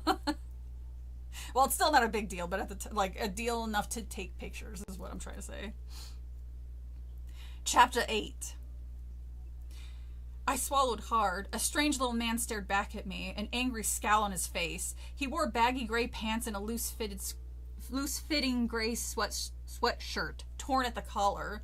His thick white hair fell wild and unbrushed over his forehead like a floor mop. He had a deep purple scar down the side of his face, nearly as long as Zeke's creature's mask scar. I could see that he was old, but he was tiny, no bigger than a kid. He stood only an inch or two taller than Zeke. As he squinted at me with his strange gray eyes, his face twisted into an ugly frown. He looks like a phantom! The frightening thought flashed through my mind. Who are you? I stammered. Emil. I'm the night janitor, he rasped. Where's my friend Zeke? I demanded in a shrill, frightened voice. Brooke, I'm over here, Zeke called out from behind. I whirled around. Zeke stood on the other side of the trap door, his hands shoved deep in his jean pockets. He was biting his lower lip. What's going on? The school's closed, you dumb kids, the janitor growled. He had a hoarse voice like sandpaper. What are you two doing here? He has a sandpaper voice. Oh God, I'm gonna destroy my vocal cords. We stayed for the play rehearsal. We stayed for the play rehearsal, Zeke told the man. Yeah, that's right, we had a late rehearsal. The janitor continued to squint suspiciously at me. Play rehearsal? Where's everybody else? I hesitated. This guy was scaring me so much my legs wobbled. Oh, we left, I blurted out, but I had to come back to get my jacket. Behind Emil, I saw Zeke nodding, approving my lie. How did you two know about the trap door? The janitor demanded. I hesitated. It's strange that I've never seen him in the school building before. He's the night janitor. You leave at like 3 at the earliest. You wouldn't see the night janitor. So weird. I never see this guy that shows up well after the school is closed and leaves well before I get to school. So very odd. Miss Walker, our teacher, showed it. Oh, sorry. Miss Walker, our teacher, showed it to us, Zeke said softly. I could see he was just as scared as I was. The man leaned closer to me. Don't you knows how dangerous it is? Willie's working late again. Willie hears you. Willie don't care. He leaned even closer, so close I could feel his hot breath on my face, his pale eyes staring into mine. Don't you know how dangerous it is? Zeke and I talked... I already fucked up my voice trying to do the sandpaper thing. Zeke and I talked on the phone that night. Okay, so we flash forward. That man wasn't trying to warn us. He was trying to scare us, Zeke said. Well, he didn't scare me at all. I'm sorry. Oh, God damn it. I got 2 people backward. Oh, I told Zeke. I thought, okay. Dyslexic, apparently. That man wasn't trying to warn us, Zeke. He was trying to scare us. Well, he didn't scare me at all. I'm sorry if he got you upset, Brookie. Oh, wow, I thought. Sometimes Zeke is such a phony. This really is the 90s. If you weren't scared, how come you were shaking all the way home? I demanded. I wasn't shaking. I was just exercising. You know, working out those calf muscles. That's actually kind of funny. Oh, give me a break, I moaned. How come we've never seen that that janitor before. Man, she cannot piece this puzzle together. Ugh. Because he's not the janitor, he's the Phantom, Zeke cried in a deep, scary voice. I didn't laugh. Get serious, I told him. It wasn't a joke. He was really trying to frighten us. I hope you don't have nightmares, Brookie, Zeke replied, laughing, and I hung up on him. Asshole. Red alert. Horses can't talk. God damn it. He looks like your boss. Shingo is playing Hades. Busted Shingo. On Tuesday morning, I walked to school with my little brother, Jeremy. Oh, you have a brother suddenly. All right. As we walked, I talked about the play. I told Jeremy the whole story, but I left out the part about the trap door. Miss Walker said it would be better if we kept it a secret until the performance. Is it really scary? Jimmy asked me. Jimmy is 7, and he gets scared if you say boo to him. Once I made him watch the movie Poltergeist with me. Oh, wait, so you can say Poltergeist, you can mention Kermit the Frog, but you can't say the name of the play you're doing? Oh, good night, Adam.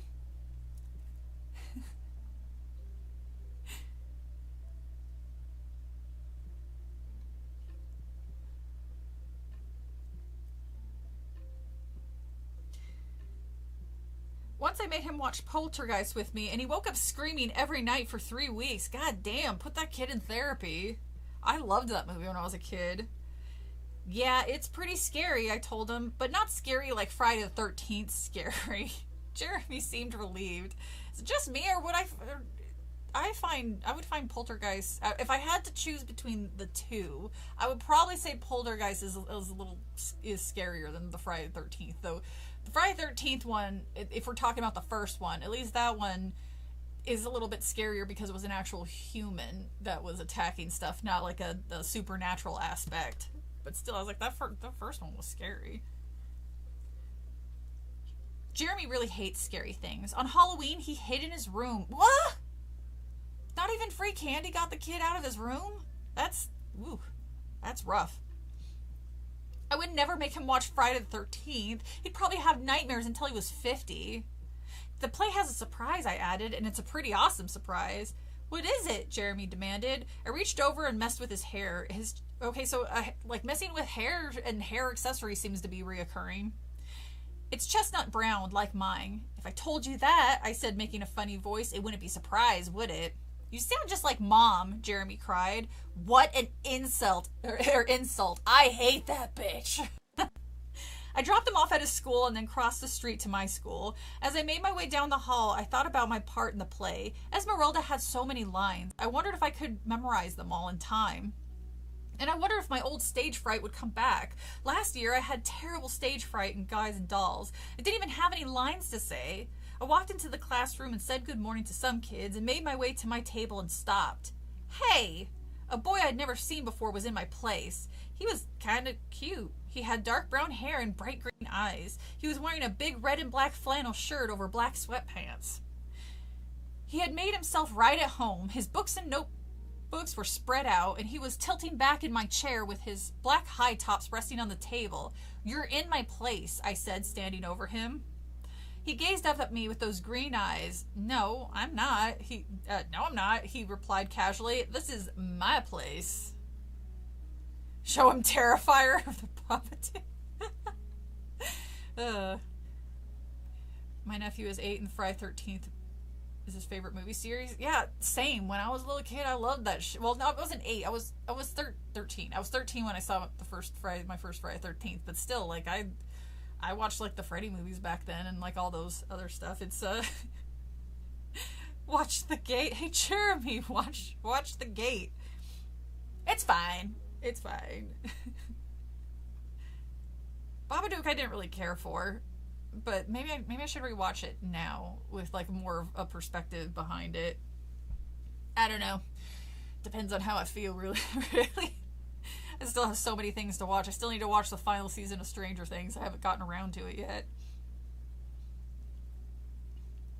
Excuse me? I said, oh, chapter 9, by the way. Excuse me? I said, staring down at him. He blushed. I think this is where Mrs. Walker told me to sit. He glanced around nervously. I saw an empty spot on the table behind mine. She probably meant over there, I said, pointing. I've been in this seat all year, next to Zeke. I motioned to Zeke's chair, but he wasn't there. He was late, as usual.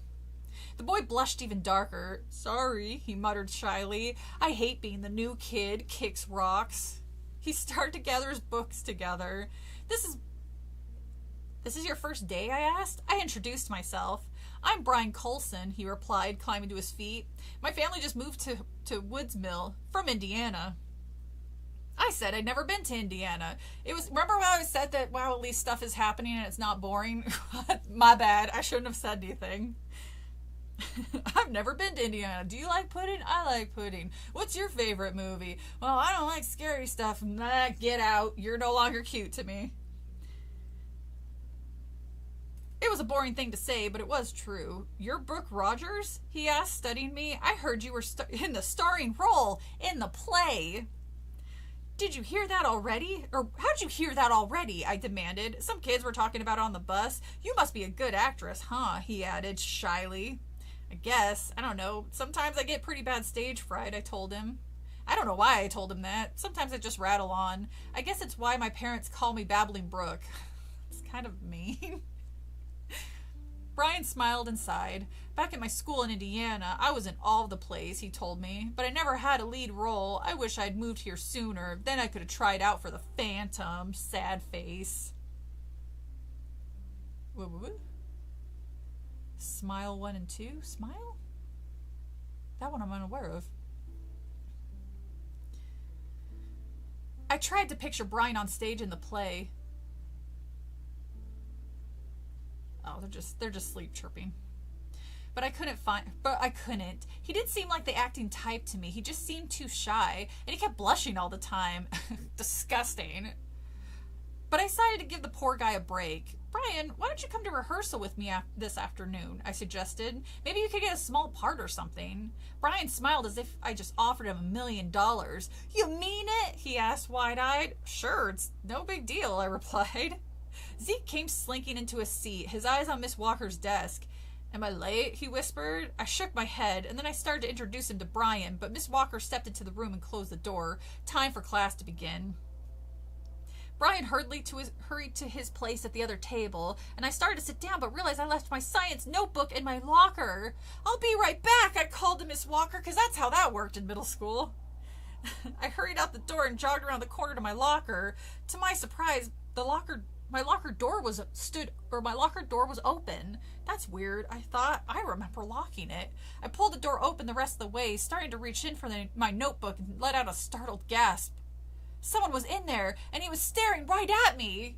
In your tiny little locker? I've never, unless they had a full-size locker, but I've never seen a school, middle or high school, that had like I always assumed it was just like a movies thing that had like the full-size lockers. We always had like the little half ones, so there'd be like one on the top and one on the bottom. And then in some cases, like the younger grades would have like those itty bitty ones where you could just put your books in them, and that was it. Like you couldn't put anything else in them, which I thought was kind of stupid, because I was like, well, I have like lunch and shit, and I've got stuff that I want to put in a locker, and I can't because it's like this tiny little box that's like the size of a shoebox. It was so ridiculous.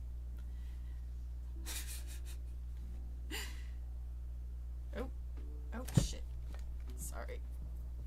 I just realized my phone isn't. Ooh, my phone was. God damn it! I know, close. That's not what I'm asking you to do, phone. I hate this phone. There we go.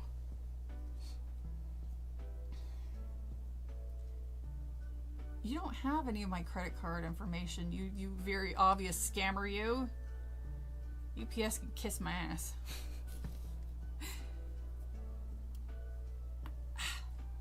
I pulled the door open the rest of the way and started to reach in. Oh yeah, there's a face. A little spooky, scary face. You had tall lockers with less than a foot wide. That's... Oh, hold on, I'm trying to... So it's like this about... oh yeah, you can't really put it. Where are you gonna put your skateboard and all your other '90s stuff that are in these books? Weirdly.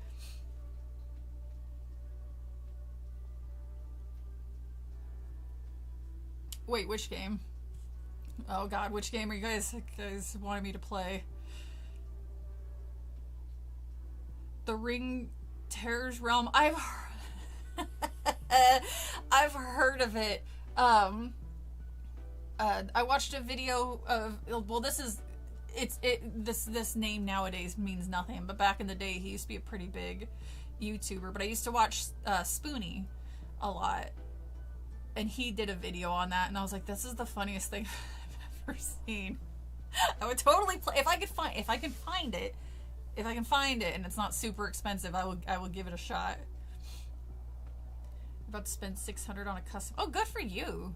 I love people are like, I hate people when they're like, well, why would you waste your money on blah blah? Why would you waste your money on Lego sets? Why would you waste your money on a custom skateboard? Because it makes people fucking happy. Let people do stuff that makes them happy. I don't understand why it's always a waste of money. Hey, we get one life. You know, as far as we know, it's one and done. So you do what makes you happy. Yeah, I loved Spoonie. It bummed me out that he kind of just faded away.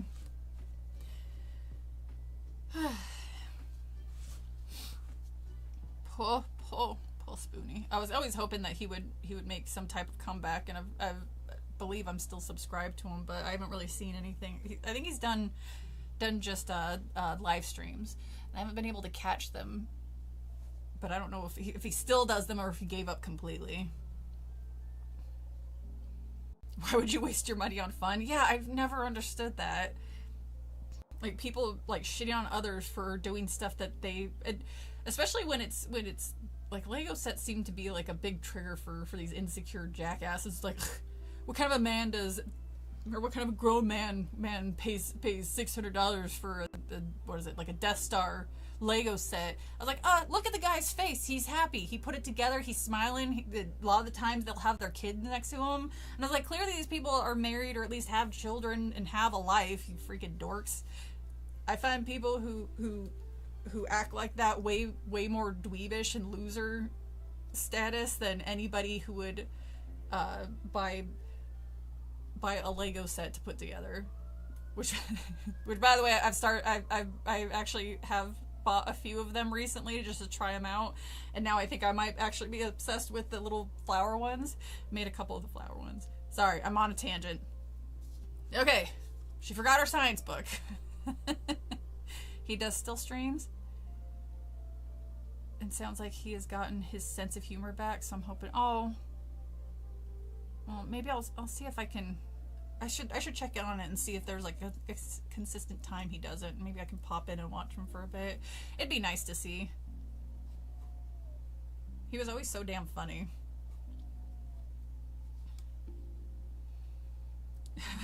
Yell at those normies. Hell yeah, I'll yell at normies. I'll yell at the normies all day. And I just realized how high up the this thing fell. So I was trying to fix it right before the stream started, and there's something snagged on it, so it's kind of like there's very obviously it's snagged on something. So I probably shouldn't be fucking with it, but I'm gonna. Okay. Chapter 10. His ugly blue and green face grinned out at me, and I gasped again and clamped my hand over my mouth, and then I cracked up laughing. Zeke in his dumb rubber creature mask. Well, you got me this time, Zeke, I murmured out loud. Then I saw the folded up sheet of paper dangling beneath the mask. Some kind of note? I pulled it out and unfolded it. Scribbled in red crayon was a message. Stay away from my home, sweet home. Ha ha, I murmured. Very good, Zeke. Very amusing. I pulled out my science notebook, slammed the locker shut, and locked it. Then I hurried back to the classroom. Miss Walker stood behind her desk, just as she had finished introducing Brian to everyone. Now she was reading the morning announcements. I slid into my seat beside Zeke. You didn't scare me one bit, I told him. He looked back up from his math notebook. Zeke, wait, what class is this? They're in middle school, so they would have periods, right? So like, This is all the same. It's one class? I'm confused. I'm confused. Zeke always did his math homework first thing in class. Huh? He flashed me his innocent little look. Your mask, I whispered. It didn't scare me. What mask? He replied, tapping the pencil eraser against my arm. I shoved him away. Don't act stupid, I said sharply. Your note wasn't funny either. You can do better than that. I didn't write you any note, Brooke, he replied impatiently. I don't know what you're talking about, really. For sure, I said, rolling my eyes. You don't know anything about a mask in my locker or the note, right? Just shut up and let me finish my homework, he said, staring down at his textbook. You're not making any sense. Oh, well, I guess the real Phantom did it then, I said. He ignored me. He was scribbling equations in his notebook. What a phony baloney, I thought. Zeke did it, and he knows it, for sure. Ah, the 90s. Whew. After school, I let Brian into the auditorium. I practically had to drag him up on stage. He was just so shy. Miss Walker, are there any parts still available? I asked. Brian is really interested in being in the play. Miss Walker glanced up from the script in her hand, and I saw that she had scribbled notes all over the script. She studied Brian. I'm so sorry, Brian, she said, shaking her head. You came a few days too late. Brian blushed. I've never seen anyone blush so often. Maybe you should get that checked out there, Brian. I don't think that's normal. Well, there's no speaking parts left, Miss Walker told him. They've all been giving out. Do you need a stand-in for anyone? Brian asked. I'm a very fast memorizer. I can memorize more than one part. Wow, I thought. He's really eager to be in this play. Well, I don't need any more stand-ins, Miss Walker told him, but I have an idea. You can join the scenery crew if you wish. Great! Brian exclaimed with real enthusiasm. Go see Tina over there, Miss Walker told him, pointing to the kids meeting in the back of the stage. Tina was fussily pointing out where she wanted the scenery to go, motioning dramatically with both hands and making everyone follow her all around the stage. Brian seemed really happy. I watched him trot over to find Tina. I took a seat in the auditorium and concentrated on my script. I was in practically every scene. How could I possibly memorize my whole part? I sighed and slouched back, slinging my feet over the seat in front of me. I was memorizing my third line in the play, which went, what proof do you have that this man might be dangerous? When all of a sudden the lights went out, a total blackout, I couldn't see a thing. Kids started to shout, hey, who turned out the lights? I can't see. What's happening? Turn them back on. I sat straight up when I heard a shrill scream, a terrifying scream like an animal howl, that ripped through the darkness and exploded over the auditorium. No! I heard Corey moan, and then I heard someone else cry out, it's coming from up the catwalk! Another shrill wail rose up over the frightened cries of my friends. Turn on the light! I heard Corey plead. Please turn on the lights! Other frightened voice. Jesus Christ, somebody turn on the fucking lights! Who's screaming? Somebody do something! There's someone on the catwalk! The auditorium lights flickered back on. Another howl from above the stage forced me to raise my eyes, and then I saw him. The blue and green masked creature wearing the shiny black cape, gripping a long heavy rope. He came swinging down from high on the catwalk. As he swung, catwalk? It just occurred to me, we had no fucking catwalk. That's like a college thing. Maybe, if you go to a college with a theater department with funding. As he swung down the stage, he threw his head back and laughed a horrifying, evil laugh. I jumped to my feet and stared in amazement. The Phantom! Chapter 11. Yu-Gi-Oh! Came out in the late 90s. Wow. Zeke's got magic powers. There's a dog on the catwalk. Well,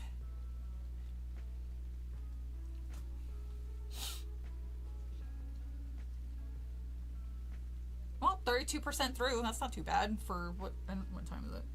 A couple hours, and we were stalled, so it's more like an hour and a half or so. That's illegal. Get him down. This is where the Phantom slays with his high heels and his fishnets. Chapter 11. The Phantom landed hard on his feet. His shoes hit the stage floor with a thud. He let go of the rope and it flew away from him. The blue and green face glanced quickly around the stage. Tina and her scenery crew stood frozen against the wall, staring at him in a horrified silence. Miss Walker appeared stunned. She had her arms tightly crossed over her chest. The Phantom's cape swirled around him as he stomped one shoe on the stage. He's short, I realized, standing and staring down from the second row of seats.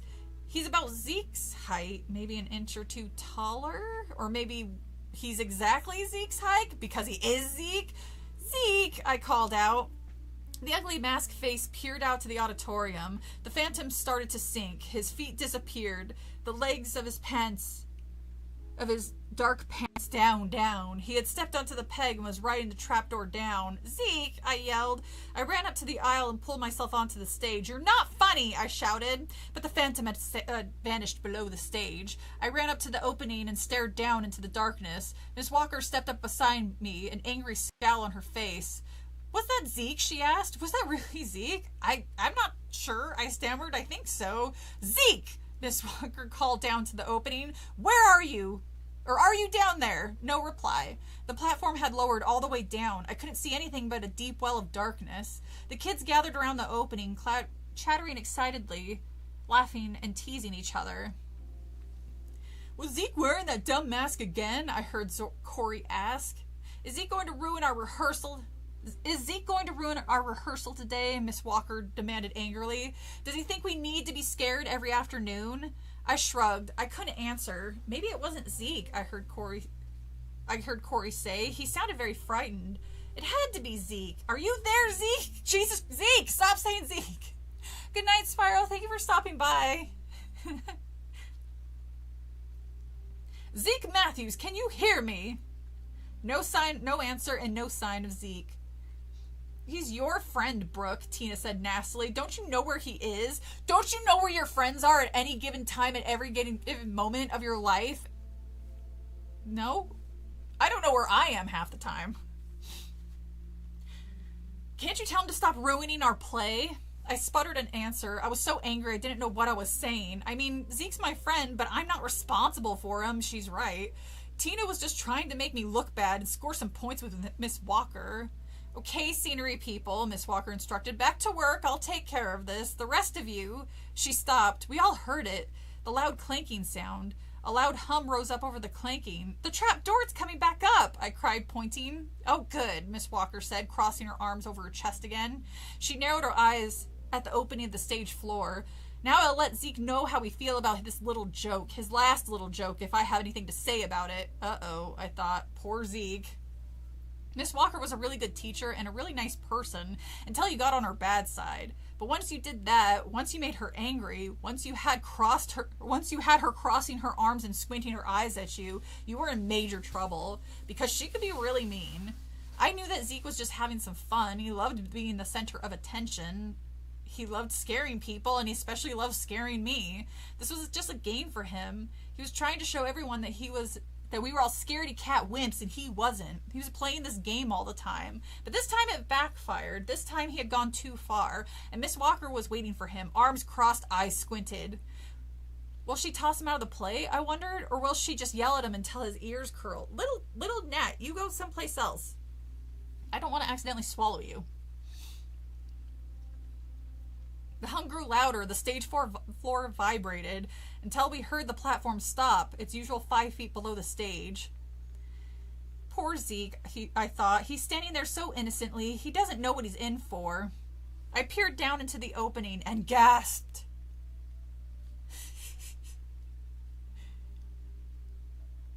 Friendar?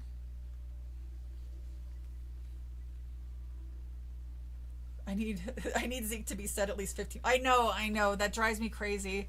Again, just use the pronouns. That's what they're there for.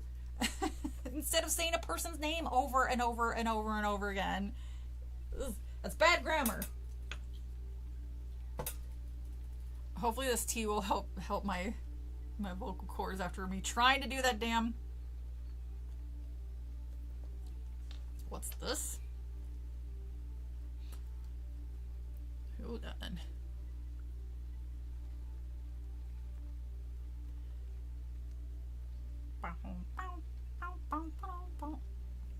Okay. Chapter 12. We're over a quarter way through the play. That's not, or through the book. That's, I mean, I'm actually interested in continuing the story instead of stalling because I was like, ugh. It's got some boring parts, but so far so good.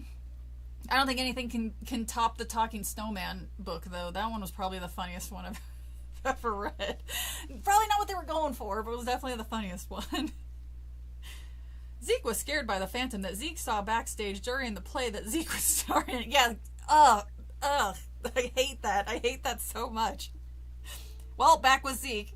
The platform was empty. No one was there. Zeke, or whoever it was, had sent it back up empty and had disappeared into the dark tunnels far below the school. Zeke wouldn't do that, I told myself. Here you go, Thanatos. Or Thantris. Oh my god, what have I been have I been calling you? Has it been Thantris? Now I'm wondering what the fuck I've been calling you, if not that.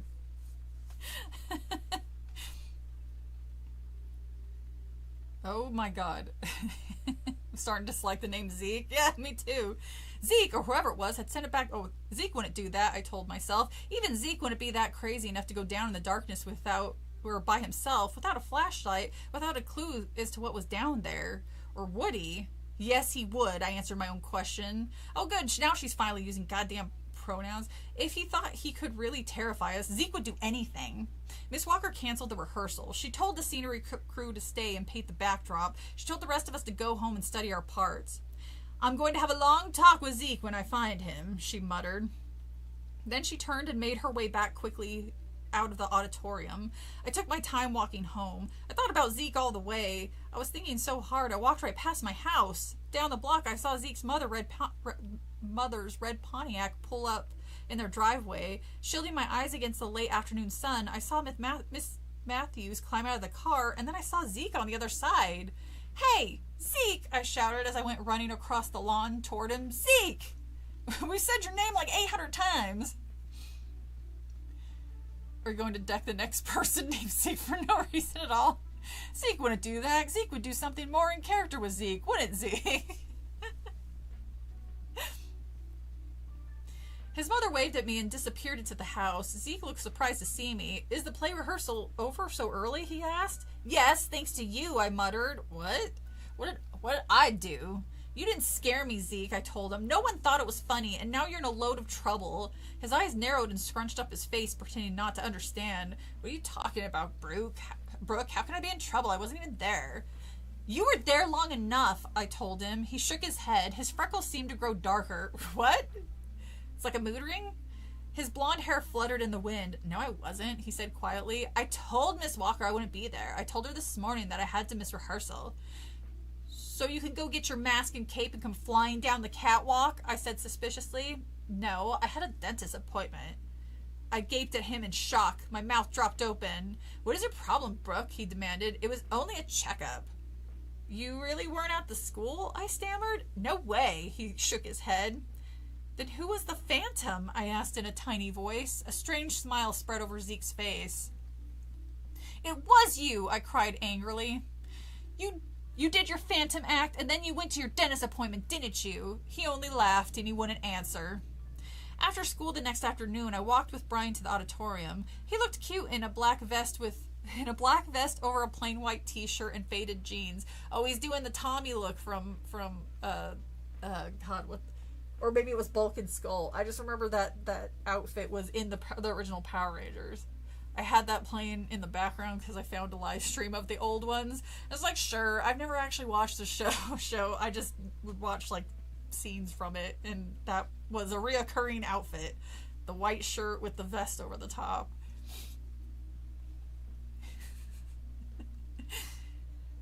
So much Zeke. Why is he so important now?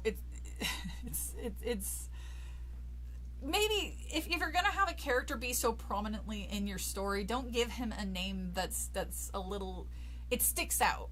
It's like, just name it, just switch the names, make the cute one Zeke and the friend Brian, because Brian wouldn't stand out as much.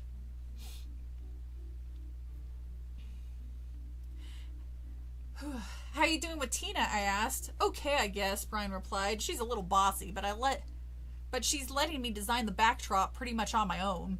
I waved to some kids who were heading out the door for home. We turned the corner and saw Corey and Tina walking into the auditorium.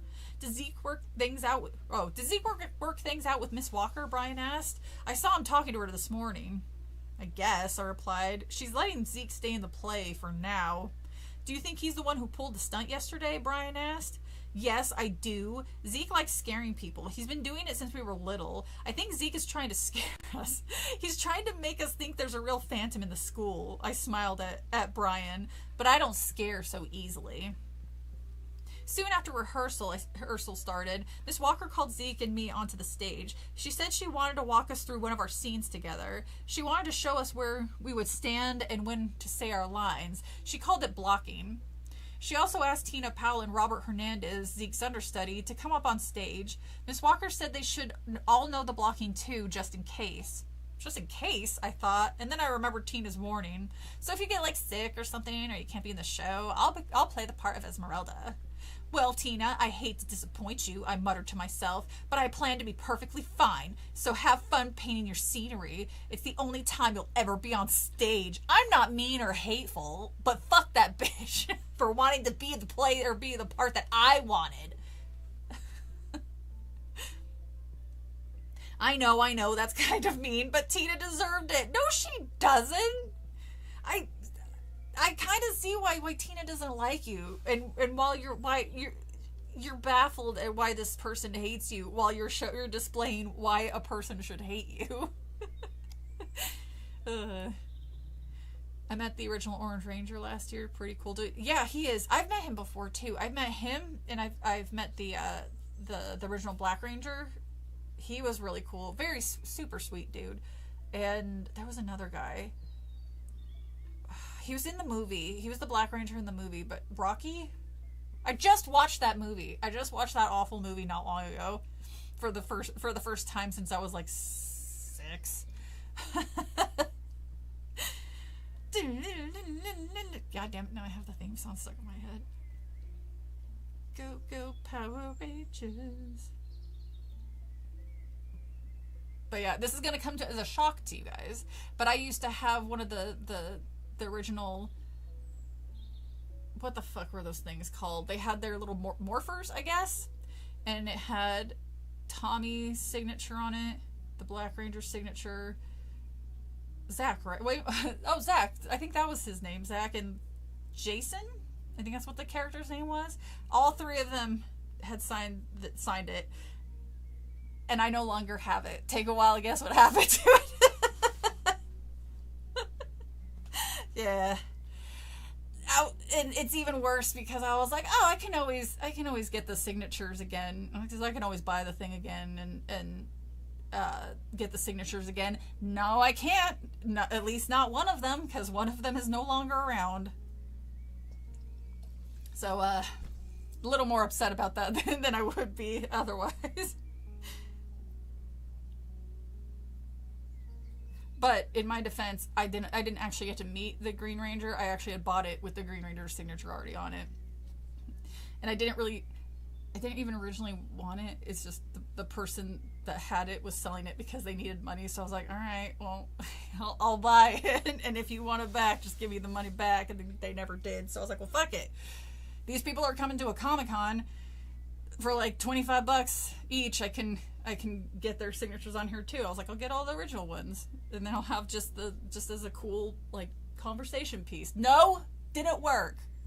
I wouldn't have been able to get all the original Power Rangers anyway, because oh god, we've lost 2 of them, because the Yellow Ranger Trini, she passed away in a car accident back in early 2000. That's such a bummer. Alright, we need to stop talking sad stuff. Yeah, I liked him. He was cool. Was he actually... I can't remember if he was officially at the Comic-Con I was at, or if he was just attending the Comic-Con. I wish I could have met the Grim... Yeah, me too. Fellow was fighting some demons, but he just couldn't overpower. It's such a bummer. We also, oh my god, I can't believe I didn't mention it. We lost Officer What's His Face from the oh god, I had it and I lost it. Was it Insidious? He was also in The Wire. Just a person who seemed rather sweet. 23 years ago, god damn. How time flies. Christ, what was that movie? It wasn't Insidious, was it? With the tapes, or not the tapes, the 8mm that shows the family being murdered. What the hell? You guys know what I'm talking about. But Officer What's His Face, the actor who played that character, passed away. It's really, it's quite a bummer. That one hurt especially. That one hurt as much as when I heard Tony Todd passed away. Because, again, I really liked those actors, but my dumbass can't think of his name. The Green Ranger also fought in UFC. Did he? Deputy so-and-so in Sinister. Thank you, Viliana. Thank you. I did enjoy the fact that they never gave him a name. They just called him Deputy. So it was, yeah, Deputy so-and-so. I thought it was Deputy, what's his face or something. Luke Perry was also a shocking one. I was aware of Luke Perry because I was ironically watching the Riverdale show because I was like, this show is such a piece of shit. I was like, yes, it's not for me. But I was like, god damn, these it just gets funnier and funnier each season. And then I fell off when Archie went to jail or prison. I was like, what the fuck is this? And Betty's dad turned out to be a serial killer. I was like, what am I watching? Why am I still watching this? I was like, this is ridiculous even for like a teen show. But it's also, I think I gravitated towards it because I'm like, this is some dumb shit that I absolutely would have loved back in if I was like in early high school. But I was like, this is not tailored to me, but I thoroughly enjoyed watching it. The first season wasn't bad. In fact, the dark tone and how creepy it was, actually, I was like, oh, maybe it will be good. And then I watched the first couple episodes, I was like, it's a little off. And then they were like, oh, Archie's gonna be with Veronica. I was like, what the fuck? The whole point of, and Betty's gonna be with Jughead. And I'm like, what the fuck? I was like, have you ever never read the goddamn comics? Like, you can never choose the blonde or the brunette. So it was it went off the rails immediately. So but yeah, that's the only reason I knew about Luke Perry. Was that Luke Perry? Or am I thinking of Friends? I think I'm confusing two different people. Was that the guy from Friends, or was that the guy from the 90210? Or that's Matthew Perry. Were they both? I guess they were both Perry. Riverdale is an Archie thing. Yeah, from the Archie comics. That's why I was like, huh. Wasn't Jughead canonically Ace in the comics? That I'm not sure, but it does make sense. If I read it a lot when I was a kid, and I don't recall him ever having a girlfriend, but I also never really paid attention to Jughead in the comics because I didn't really care about him. I watched, I think actually, one of the few comics I still have is when Archie is killed in the comics. That was another one. But anyway, sorry, I'm getting way off the Luke Perry paid. He was in, okay, I was calling you Thanatress, not Thantris. Okay, that's what it was. I was like, I called you wrong. Alright, we really off the rails. I'm so sorry. Oh shit, where was I? Oh yeah, she was being a bitch for no reason to Tina, and then is baffled as to why Tina doesn't like her. I guess Miss Walker and Zeke worked things out, Tina said. I heard him... Oh, sorry, Tina. Miss Walker showed Zeke where to stand, and I stood off to the side of the stage with Tina, waiting on my cue. Guess Miss Walker and Zeke worked things out, Tina said. I heard him this morning telling her that he was at the dentist, and so he couldn't be the one who swung down from the ceiling. I started to tell Tina to be quiet so I could hear my cue, but I was too late. I already heard Miss Walker calling my name. Brooke Rogers! Brooke Rogers, she sounded angry. What's going on over there? Thanks a bunch, Tina. I muttered under my breath and ran out onto the stage. Glancing back, I could see Tina laughing to herself. I couldn't believe it. If she made me miss my cue on purpose. Or she was just chatting with other people and you butted in. He gets brought back by the Lazarus Pits. There's also a crossover with Archie and the Ninja Turtles. There's a crossover with I think them and Scooby-Doo. And then there was one that I think Kiss. That was like the weirdest one. It was a band. I'm pretty sure it was Kiss, but I know it was a band. But I'm not 100% sure if it was them or not. On stage, I didn't know where I was supposed to stand. I didn't even know what page of the script we were on. Well, then she said a sentence to you, Brooke. There's no way that you missed that much from a sentence. What was my next line? I couldn't remember. In a panic, I stared out at the kids in the auditorium. They all stared back, waiting for me to speak. I opened my mouth, but nothing came out. The line is somebody down there? The line is somebody down here? Tina yelled loudly from off stage. Wow, I thought unhappily. Tina will do anything to show me up. She's just hoping Miss Walker will kick me out of the play. Well, maybe you should fucking focus. She certainly has. I felt so angry my head was spinning. I couldn't think straight. I repeated the line, then took a deep breath to calm down. Zeke had the next line. He was supposed to appear on stage and scare Esmeralda, but Zeke wasn't on stage, and he wasn't anywhere in sight. I peered out at the auditorium. Miss Walker stood at the front of the stage. She had her hands on her wrist. She tapped one toe impatiently on the hard floor. The auditorium grew silent, except for the tap, tap, tap.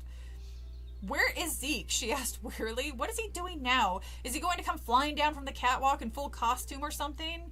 I should have guessed what Zeke was up to. It didn't dawn on me until I heard a familiar noise, a loud clanking, followed by the hum. The trap door, it was rising. I sighed. Here comes Zeke, I told Miss Walker. A second later, Zeke's blue and green masked head appeared. I stepped back and watched him rise from below. It looked awesome, really dramatic. Slowly, he appeared, rising up on the stage floor. He reached the top and just stood there for a long moment, staring out at the auditorium, as if posing for a picture. He was in full costume, his mask, a black cape down to his ankle, black shirt and pants. What a ham, I thought. He really loves having everyone stare at him, and he thinks he's hot stuff. And then he stepped towards me, taking quick strides. Through the mask, he raised his eyes to me. I tried to remember what I was supposed to say next, but before I could utter a sound, he grabbed both my shoulders and shook them really hard. Too hard. Easy up, Zeke, I thought. It's only rehearsal. Go away, he cried in a furious whisper. I remember what I was supposed to say. I opened my mouth to speak, but froze. I saw someone waving at me from the edge of the stage, waving frantically. It was Zeke. Oh my God. Oh, shit.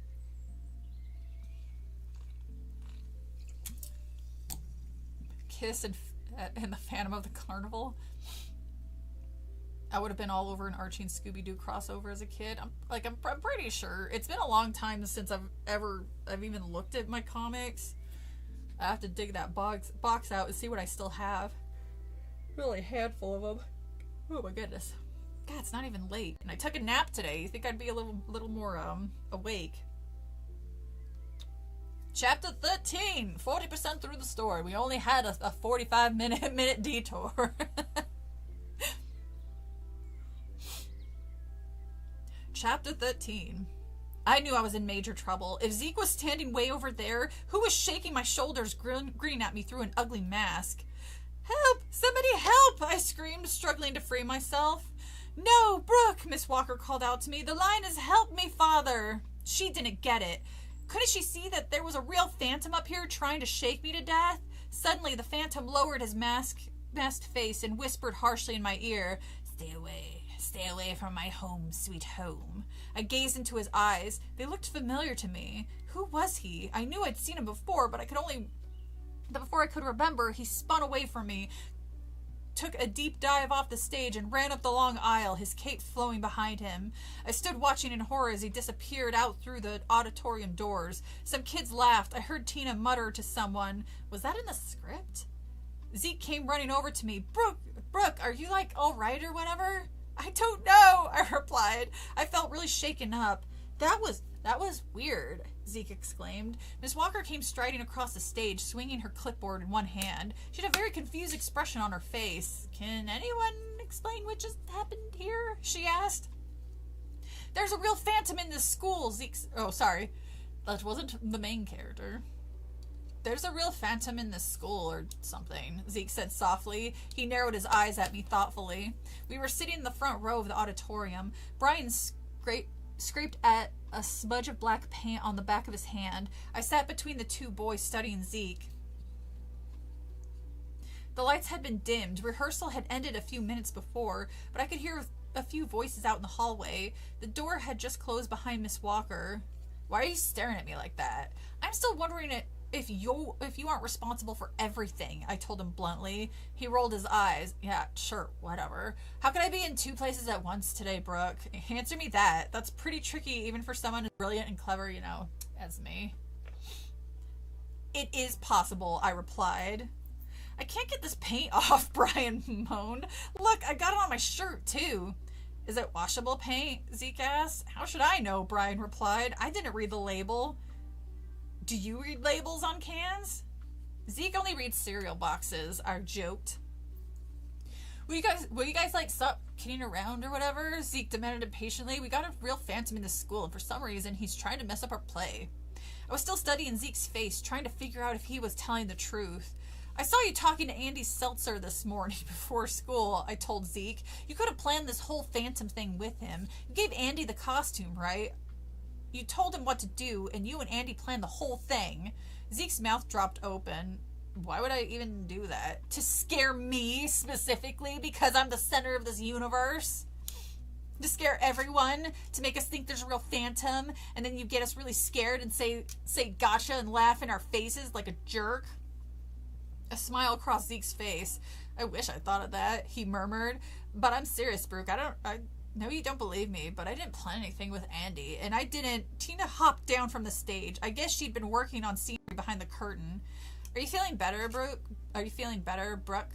she asked coldly. I turned to her. "Feeling better? I'm okay. What do you mean? You look so stressed out on stage." I thought, is nobody gonna comment on like the obvious person who wasn't Zeke? They're like, it's fine. It is what it is. Oh,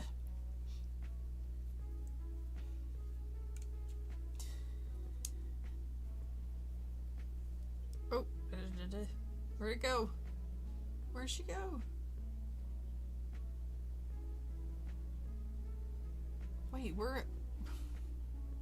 Sorry, hold on. I'm all... "You look so stressed out on stage. I thought maybe you were sick," Tina replied nastily. "Are you coming down with the flu? I hear that it's coming around this time, and it's really bad." "I'm fine," I said curtly. "Is this paint washable?" Brian asked Tina. Tina shrugged. "Beats me. Try turpentine." She smiled at Brian. "You're doing a good job on the backdrop." Then she turned back to me and her smile faded. At least someone is doing a good job on this play. Before I could reply, she turned her and hurried across the aisle and out the auditorium door. "She's praying I get the flu," I told Zeke. "Isn't that sick?" He didn't reply. He was thinking so hard about the phantom. I don't think he even heard me. "Do you think Tina could be doing all these terrible things?" I asked. "Just to frighten me away so she could be Esmeralda?" "That's crazy," Zeke replied softly. "Yeah, I guess," I agreed. Brian just kept trying to peel the black paint off his hand. "Let's go home," I suggested. "It's really late. Maybe we can talk about the phantom later." I climbed to my feet. Zeke glared up at me. "You still don't believe me, do you?" he accused. "You still think that I had some sort of plot to scare just you?" "Maybe, maybe not," I said, climbing over to him to get to the aisle. I really didn't know what to think. Brian got up and followed me to the door. I turned back to Zeke, who was still in his seat. "Are you coming? Are you going to walk with us?" Zeke stood up without replying. "Yeah, I guess." That's... Brooke, that's replying. We were heading down to the hall when Zeke suddenly stopped. "Oh," he uttered. I forgot. Forgot what?" I asked. It was nearly dinner time. I was eager to get home. My mom was probably wondering if I had been run over. Oh my god. My mom always imagines me run over by a bus. I don't know why. I never knew anyone who was ever run over by a bus. "My math book," Zeke said. "I have to go to the office. I left it in the auditorium the other night. I've got to see if anyone turned it in." "I'll see you later," Brian said, backing down the hallway. Where do you live? Where do you live? I called him. He pointed in a direction, south, I think. "See you tomorrow." He turned and jogged around the corner. I followed Zeke to Mr. Levy's office. All the lights were on, but the office was empty, except for Dot, the secretary. She was shutting down her computer and getting ready to go home.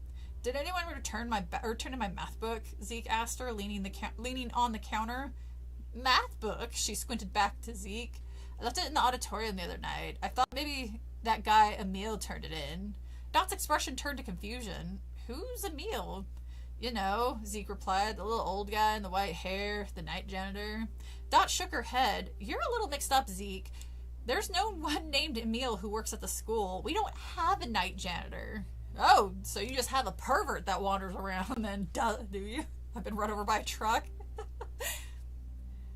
Her mother lives in fear of getting... I can't read. What the fuck does that say? Her mother lives in fear of her daughter getting... What? I don't get it. Ezekiel? I don't know what... I don't get the reference.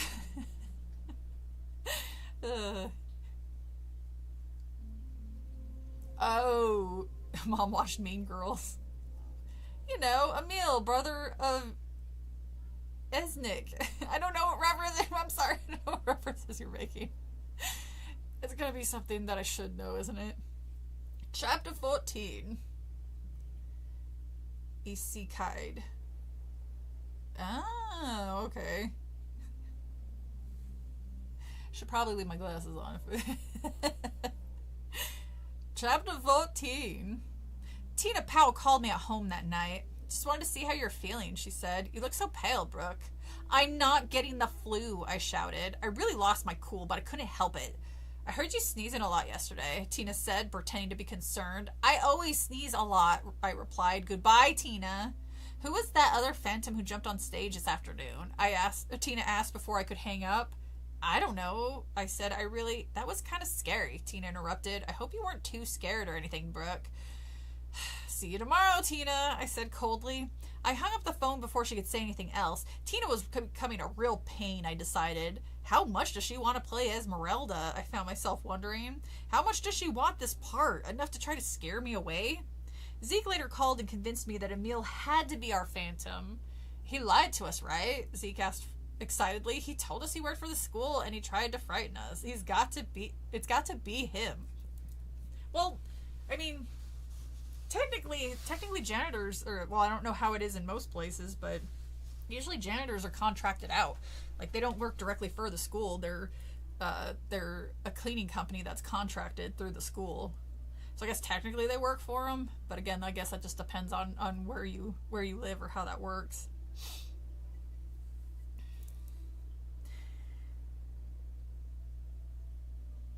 "Yeah, probably," I replied, twirling the scrunchie on my wrist. "He's the right size," Zeke continued, "and he knew about the trap door." Zeke took a breath. "And why was he there, Brookie? Why was he there in the auditorium at night?" "Because he's the phantom." It made sense. I agreed to get to the school early so Zeke and I could tell Miss Walker about Emil. That night I dreamed about the play. I was on stage with my costume. The spotlights were all on me, and I stared out at the seats filled with people. The auditorium grew silent. Everyone was waiting for Esmeralda to speak. I opened my mouth and realized I didn't remember what I was supposed to say. And then she was in her underwear! That's usually how that one goes. I stared out at the faces of the audience. I had forgotten everything. Every single word. Every line. The words had all flown away like birds leaving a nest. My nest was empty. My mind was blank. I stood there in panic. I couldn't move. I couldn't speak. I woke up in a cold sweat. My entire body trembled. My muscles had gotten all knotted up. I had kicked all the covers to the floor. What a horrible dream. If that's the worst dream or horrible dream you've ever had, count yourself lucky, honey. I've had some straight up nightmares. I didn't get it until I said it out loud. It's an anime trope. Oh, okay. The protagonist ends up in a different world. Oh! I was trying to find that term for a long fucking time because of an upcoming video I'm working on, and I just realized I almost spilled the beans there. I'm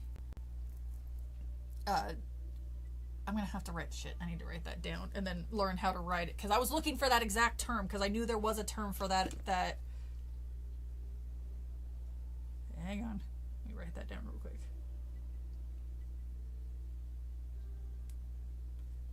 Where is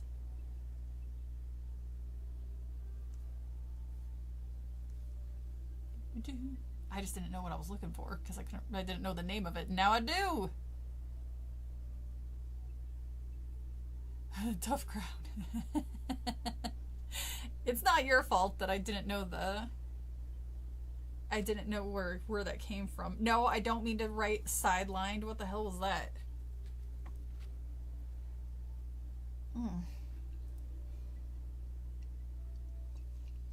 I couldn't wait to get dressed and go to school in the morning. I wanted to forget about that awful nightmare as quickly as I could.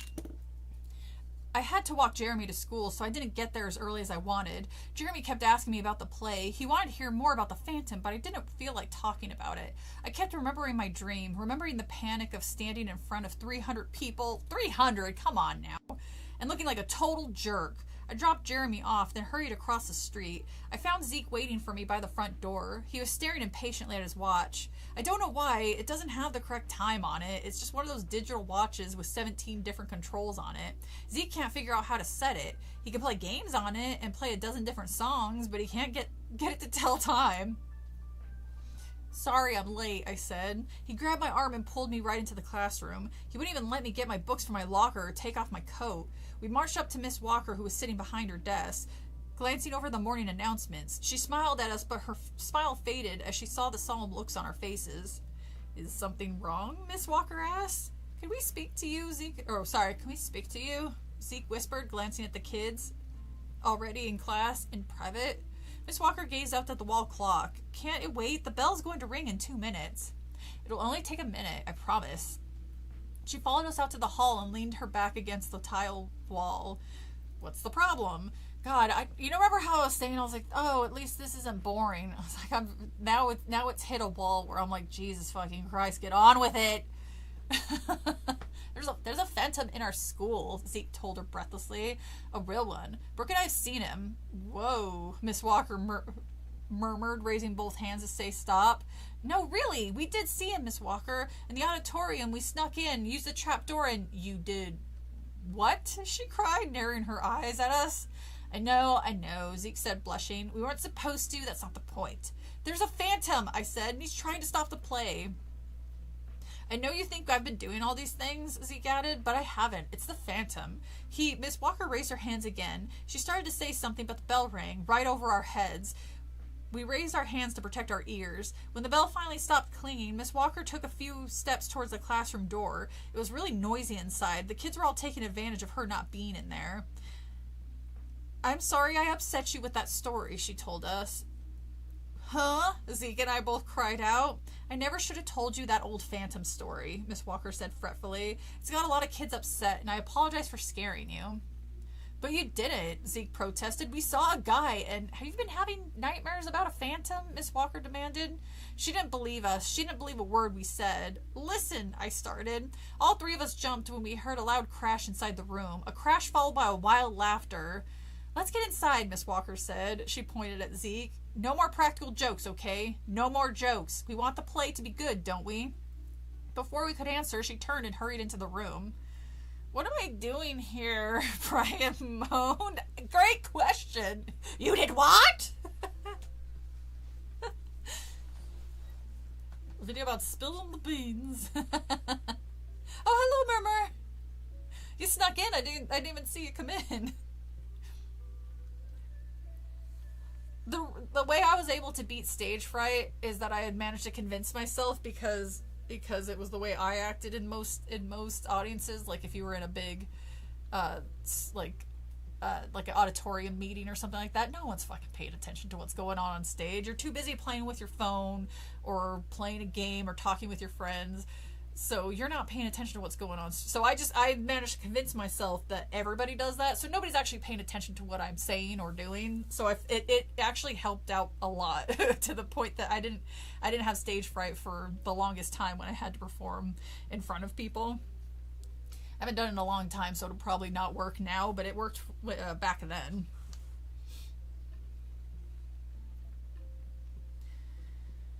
Brian mowed and shivered and stared up at the dark trees. Why am I doing this?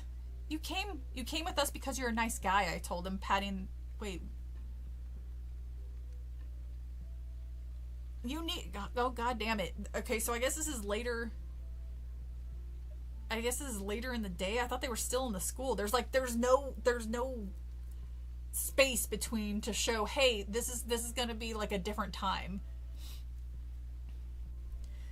I told him, patting him on the shoulder of his sweater. No, it's because I'm an idiot, Brian corrected me. This was all Zeke's idea. He came to my house after dinner. I told my parents we had our play rehearsal. A lie.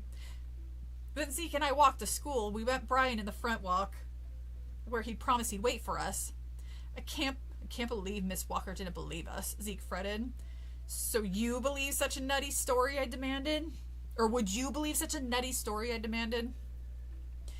Well, we're going to find the Phantom and prove we're right, Zeke said firmly. We have no choice now. I mean, if Miss Walker won't help us, we'll just have to find him on our own. Finally, something is fucking happening. Ugh. Were you a theater kid, Jenny? No, I tried to be, but I was mostly in the background. I didn't really ever have any speaking parts. But I had jobs where I had to speak in front of people a lot. So that was usually what ended my stage fright, having to do that on a weekly basis. I wish I was a theater kid. I tried to be. Nobody wanted me in their plays. At least not in speaking roles.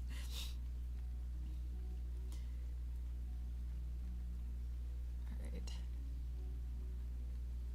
We have no choice. We have no choice now. If Miss Walker won't help us, we'll have to find him on our own.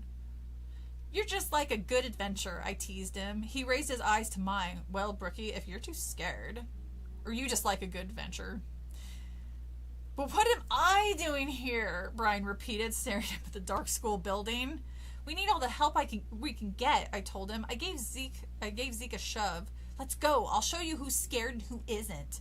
I think I'm a little scared, Brian admitted. What if we get caught? Who's gonna catch us? Zeke asked him. There's no night janitor, apparently.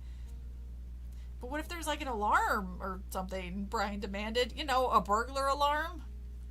For sure, I replied, rolling my eyes. Our school can't even afford pencil sharpeners. There's no way they've got burglar alarms. I imagine maybe not a burglar alarm, but they might have somebody there at night to make sure ain't nobody breaking in. It is something that kids tend to do when they're bored in a town with nothing else to do. They just break into shit. A slower burn than a Thawmaster. And then spaghetti fell out of my pocket.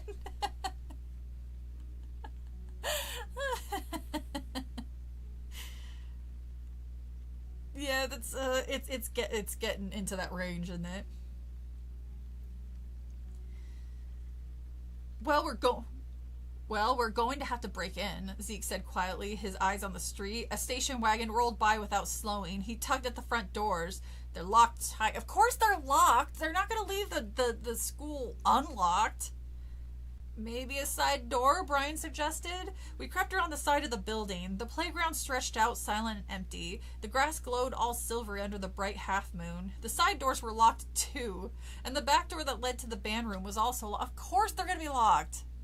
I raised my eyes to the roof. The building hovered over us like some kind of dark creature. The windows reflected the white moonlight. It was the only light I could see. Hey, that window's open, Zeke whispered. We ran full speed up to the half-open window in the ground floor classroom. It was the home ec room. I saw Miss Lamston probably left the window open to let out the horrible smell of the muffins we baked that afternoon. Zeke raised both hands to the window ledge and hoisted himself up. Sitting on the ledge, he pushed the window open wider. A few seconds later, Brian and I followed into home ec room. The aroma of burned cranberry muffins lingered in the air. We tiptoed through the darkness to the door. Ouch! I cried as I banged my thigh on the low table. Be quiet, Zeke scolded. I didn't do it on purpose, I whispered back angrily. He was already out the door. Brian and I followed, moving slowly and carefully. The hall was even darker than the classroom. Again, I don't think they would turn off all the lights. I have never worked, or I've never been in a school where it was after hours when, like, basically nobody was there, where all the lights weren't all still on. All of them, they left them on. They would turn off the classroom lights, sure, but not hallway lights or anything. But then it might be different for places. It's like it's a liability for schools, so they leave the hallway lights on.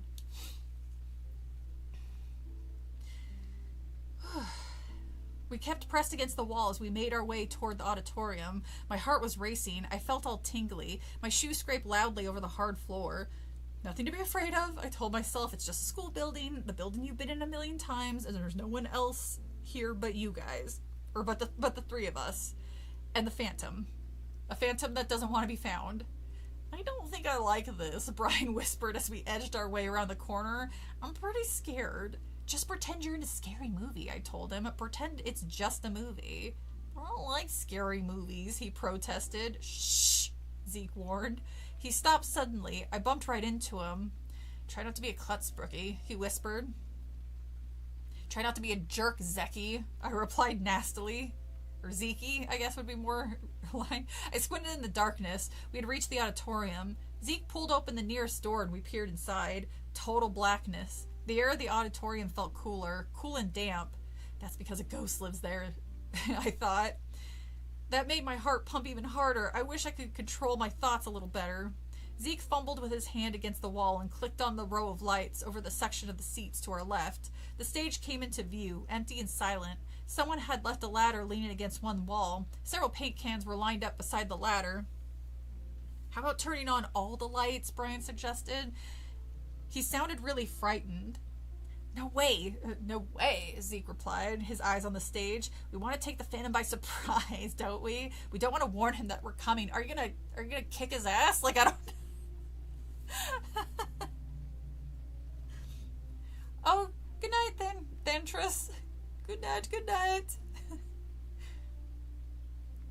You seem like a natural performer. I would have bet money that you were a theater kid. Again, I wanted to be, but the theater teacher was one of those types that had favorites. So no matter how good anybody could possibly be, she always casted like the same 8 kids over and over again. It was fine. I would still go see the plays that I didn't end up being a tree in. And thank you, by the way. I always thought it'd be fun to be an actor and actress. I just didn't really go out of my way. Like, I didn't go, like, obviously not go into any productions or try to be on TV or anything. Just thought it would be fun. Like, one of my bucket lists, which probably never happened, was to be in a shitty horror movie. I could be a tree in a shitty horror movie. Now, Jenny. Oh, wait. Who's leaving? Oh, Viliana. Wait, Viliana. Okay, I'm sorry. It's Viliana who left. I'm sorry. Have good sleeps. I'm sorry. This story isn't as exciting as I thought it was gonna be. Huddled together close, we made our way slowly down the center aisle towards the stage. In the dim light, long shadows fell over the seats. Ghostly shadows, I thought. Did a shadow move near the stage? No. Stop it, Brooke, I scolded myself. Don't let your imagination go wild. Not tonight. I kept moving my eyes back and forth, checking the stage and rows of seats as we made our way to the front. Where is he, I wondered. Where's the Phantom? Help me! No! You don't have to leave. I misread it. I thought you were saying that you were leaving.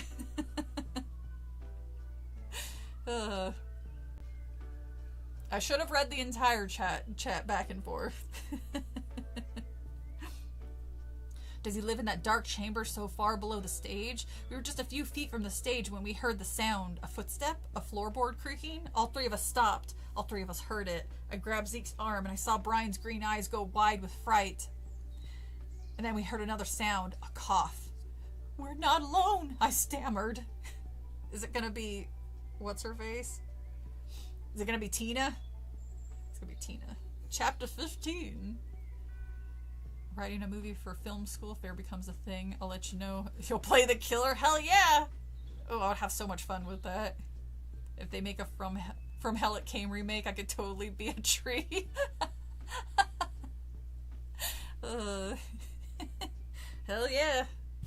Or a cactus, because it just looks like you're being held up at gunpoint.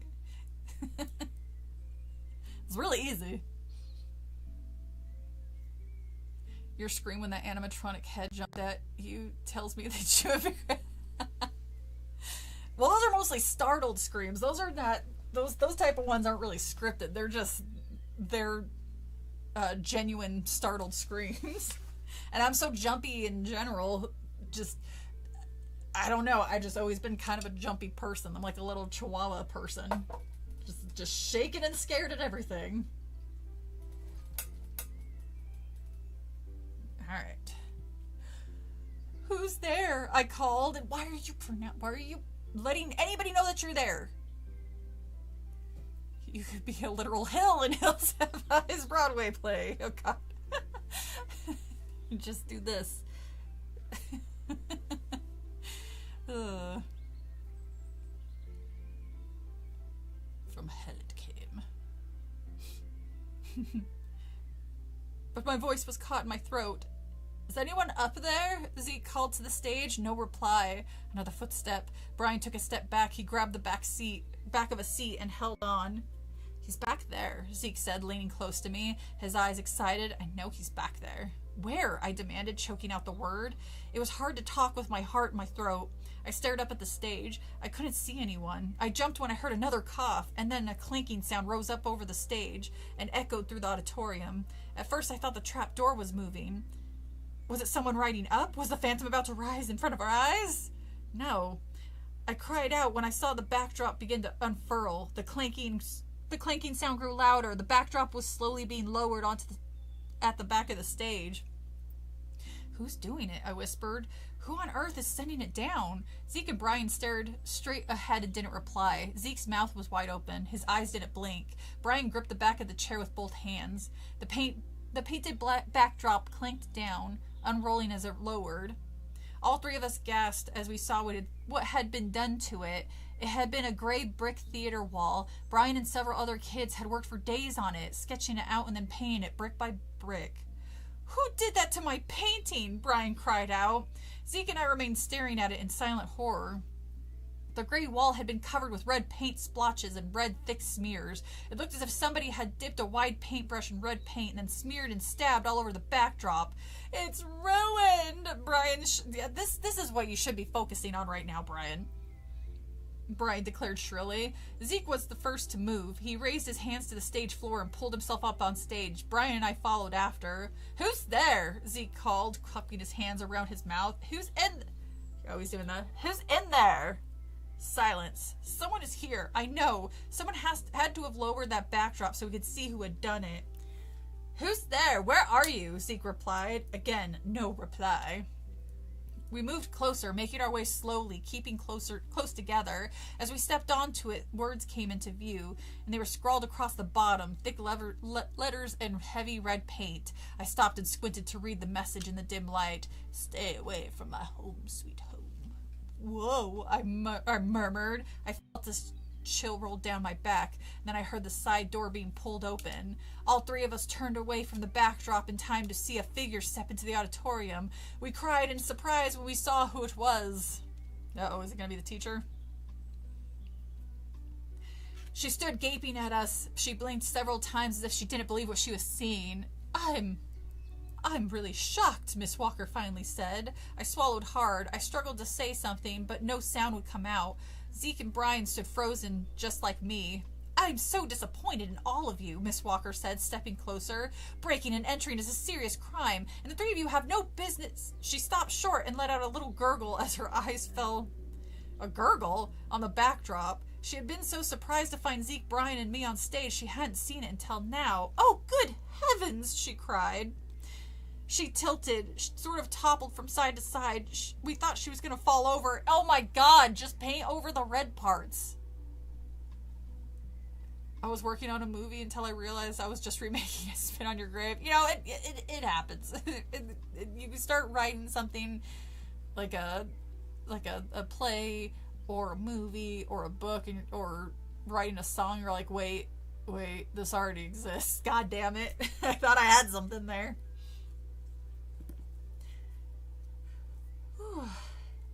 How could you? She gasped. She hurried across the stage, her eyes on the paint-splotted backdrop. How could you ruin it? All the students worked so hard to get it right. How could you ruin it for everyone? But we didn't do it, Zeke said quietly. We didn't, I repeated. She shook her head hard as if trying to shake us away.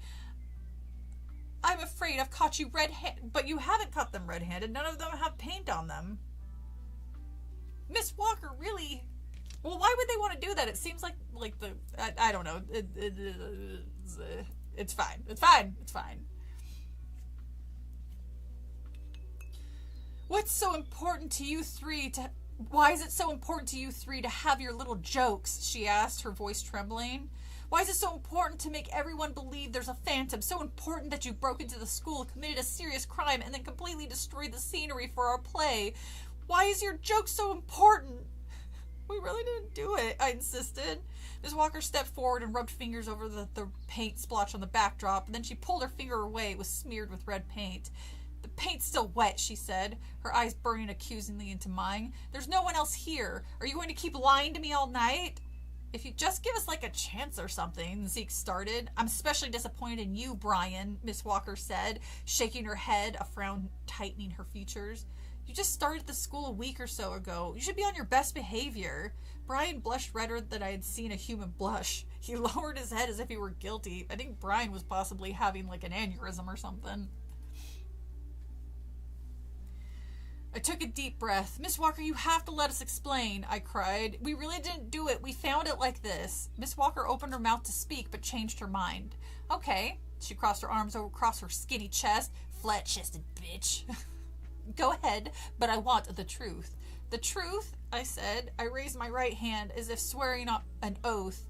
Brian, Zeke, and I did sneak into school. We didn't break in. We climbed through a window. Okay, why? Miss Walker demanded. What were you doing here? Why weren't you home where you should be? We came to look for the phantom, Zeke broke in. He swept his blonde hair back with one hand. He always did that to his hair when he was really tense. We told you about the phantom thing this morning, but you didn't believe us. Of course I didn't believe you, Miss Walker declared. It's an old legend, just a story. Zeke let out a frustrated sigh. We saw the phantom, Miss Walker, Brooke and I. We saw him, and he was the one who painted all over the backdrop, not us. He's the one who swung down from the catwalk and grabbed Brooke in rehearsal. Why should I believe that? Bitch, who... Zeke was standing off stage, right behind you. God damn it. I wrote a script for a horror movie where the antagonist kills to turn himself into a living voodoo doll and make others the same. That's pretty cool, actually. Doll Baby. I like Doll Baby. That was a good one, too.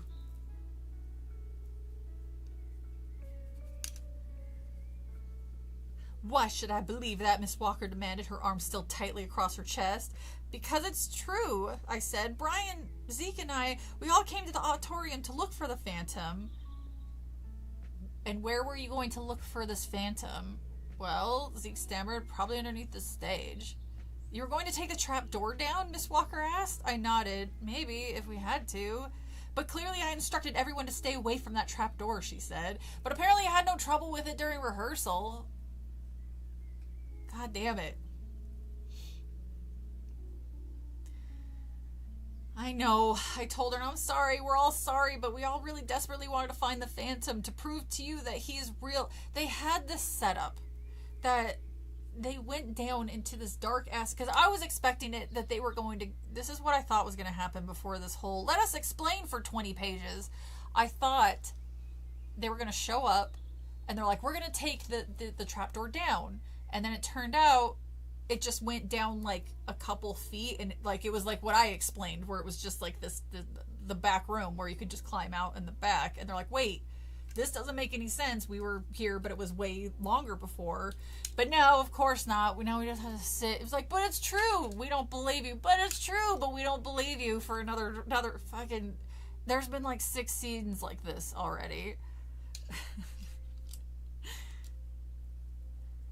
When we got here, we heard noises. When we got here, we heard some noises, Zeke told her, shifting uncomfortably from foot to foot. Footsteps, floorboards creaking, and we knew somebody else was here. And then the backdrop came down. Brian broke in. We just stood there and watched it. Miss Walker, it's the truth. And then when we saw how it was messed up, we couldn't believe it. Mrs. Walker's expression softened a little. Brian sounded so upset. I think she was starting to believe us.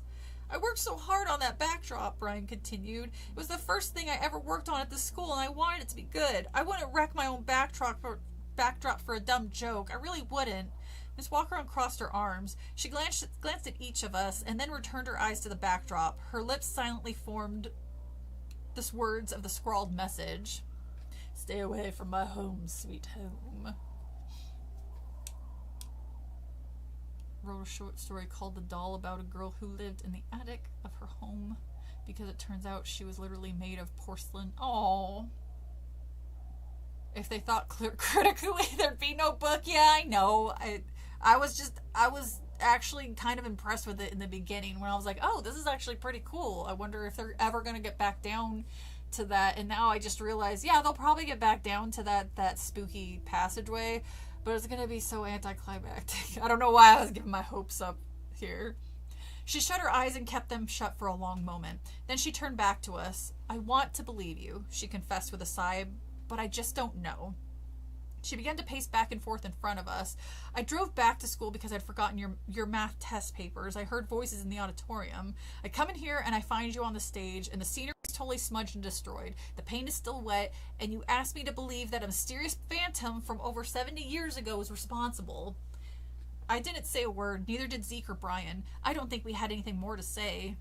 The weird thing is, I'm starting to believe you, Miss Walker said, frowning. The three of us let out relieved sighs. At least, I'm starting to believe that you didn't paint on the backdrop. She shook her hair. She shook her hair hard. Her skinny body. Okay, so there is a lot of hair stuff going on in this story. Her skinny body shuddered. It's getting late, she said softly. Let's all go home. I need to think about this. Maybe we need to ask Mr. Levy for an investigation. Maybe he can help us find the culprit who's trying to ruin our play.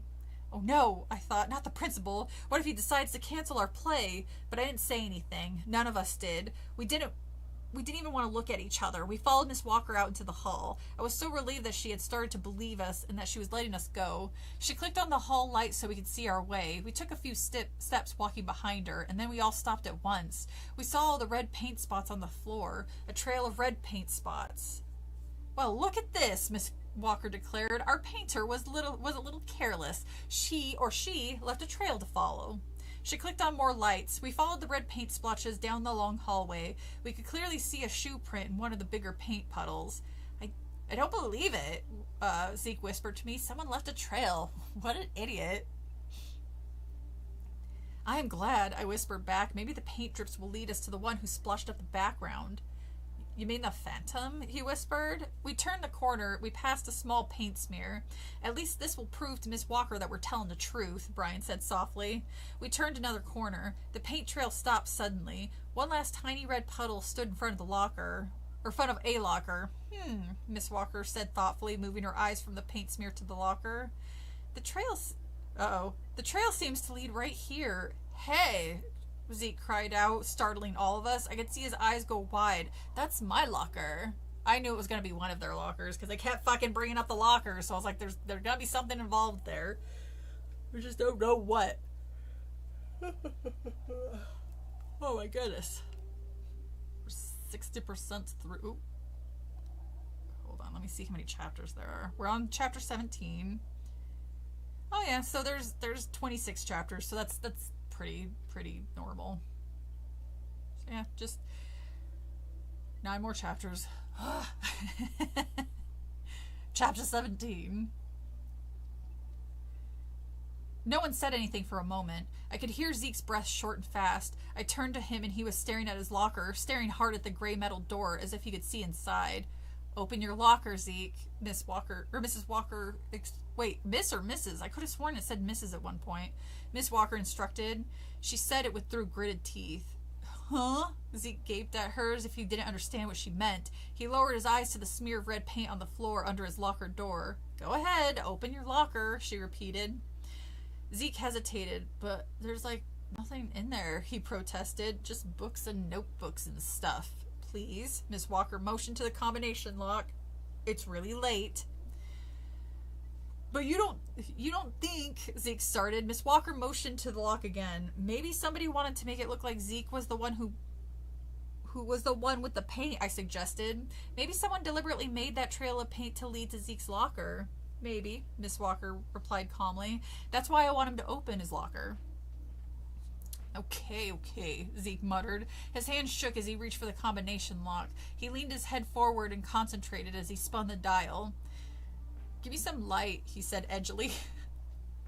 Oh my god. Just open the fucking locker. Finally, Zeke pulled the locker open with a loud click. He lifted the handle and pulled open the door. I leaned forward to peer inside at the same time as Miss Walker. We nearly bumped heads. We both saw the can of red paint at the same time.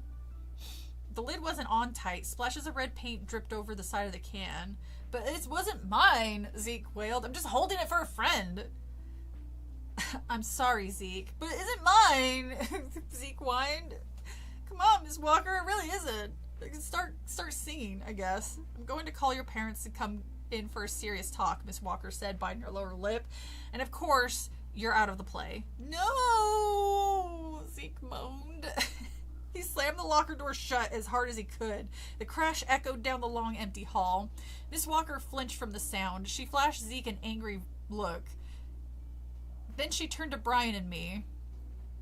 So were you two also involved? Tell the truth. No, Brian and I both called out. We didn't do it. I added. I started to say neither did Zeke, but I could see it was too late. There was no way to argue against the can of paint in the locker. Zeke was a cooked goose. Aw. If I find out you and Brian had anything to do with it, I'll remove you from the play and call your parents in too, Miss Walker threatened. Now go home, all of you. We turned and trudged out the door without another word. The night air felt cold on my hot skin. I shivered. The half moon was there any other teachers in this goddamn school? There just seems to be one person. It's higher than I can count. Chekhov's locker. Yawning is contagious. Oh, and hello, Nova. It's nice of you to pop in. Sorry I didn't see you earlier. I followed Zeke and Brian down the concrete steps. A gust of wind made my jacket flap behind me. Do you believe it? Zach muttered angrily. Do you believe it? No, I replied, shaking my head. Poor Zeke. I could see he was really messed up. And when his parents got that call from Miss Walker, Zeke was going to be even more messed up. What do you mean? How did that paint get in your locker? Brian asked him. His eyes peered to Zeke's. Zeke turned away. How should I know? He snapped. We made our way to the sidewalk. Zeke angrily kicked an empty cardboard juice box into the street. See you tomorrow, I guess, Brian said unhappily. He gave us a little wave and then turned and started walking slowly toward his house. Zeke jogged off in another direction. Aren't you going to walk home with me? I called. No, he shouted back and kept going. In a way, I was glad he left. I didn't really know what to say to him. I just felt so bad. I started walking slowly, my head down, thinking hard, when I saw a small round light floating towards me through the darkness. The light grew bigger, and I realized it was a bicycle headlight. The bike turned out of the school parking lot and rolled smoothly toward me. I fucking called it. Within a few feet away, I recognized the bike rider. Tina, I cried in surprise. What are you doing here? She squealed to a stop, bouncing in the seat. Her dark eyes caught the light of the street lamp above us. She smiled, an odd smile. Hi, Brooke. How's it going? She asked. Was she in the school, I wondered? Did she just come out of the school? Where did you come from, I repeated. Her strange smile remained on her face. A friend's, she said. I'm just coming from a friend's. Were you in the school, I blurted out. The school? No, not me, she replied. She shifted her weight and then raised her feet to the pedals. Better zip up that jacket, Brooke, she said. You don't want to catch a cold, do you? Bitch. Oh, good Lord. Chapter 18. On Saturday, we had play rehearsals all day long in the auditorium. The performance was only a week away. We all worked really hard and the rehearsal went well. I only forgot my lines twice.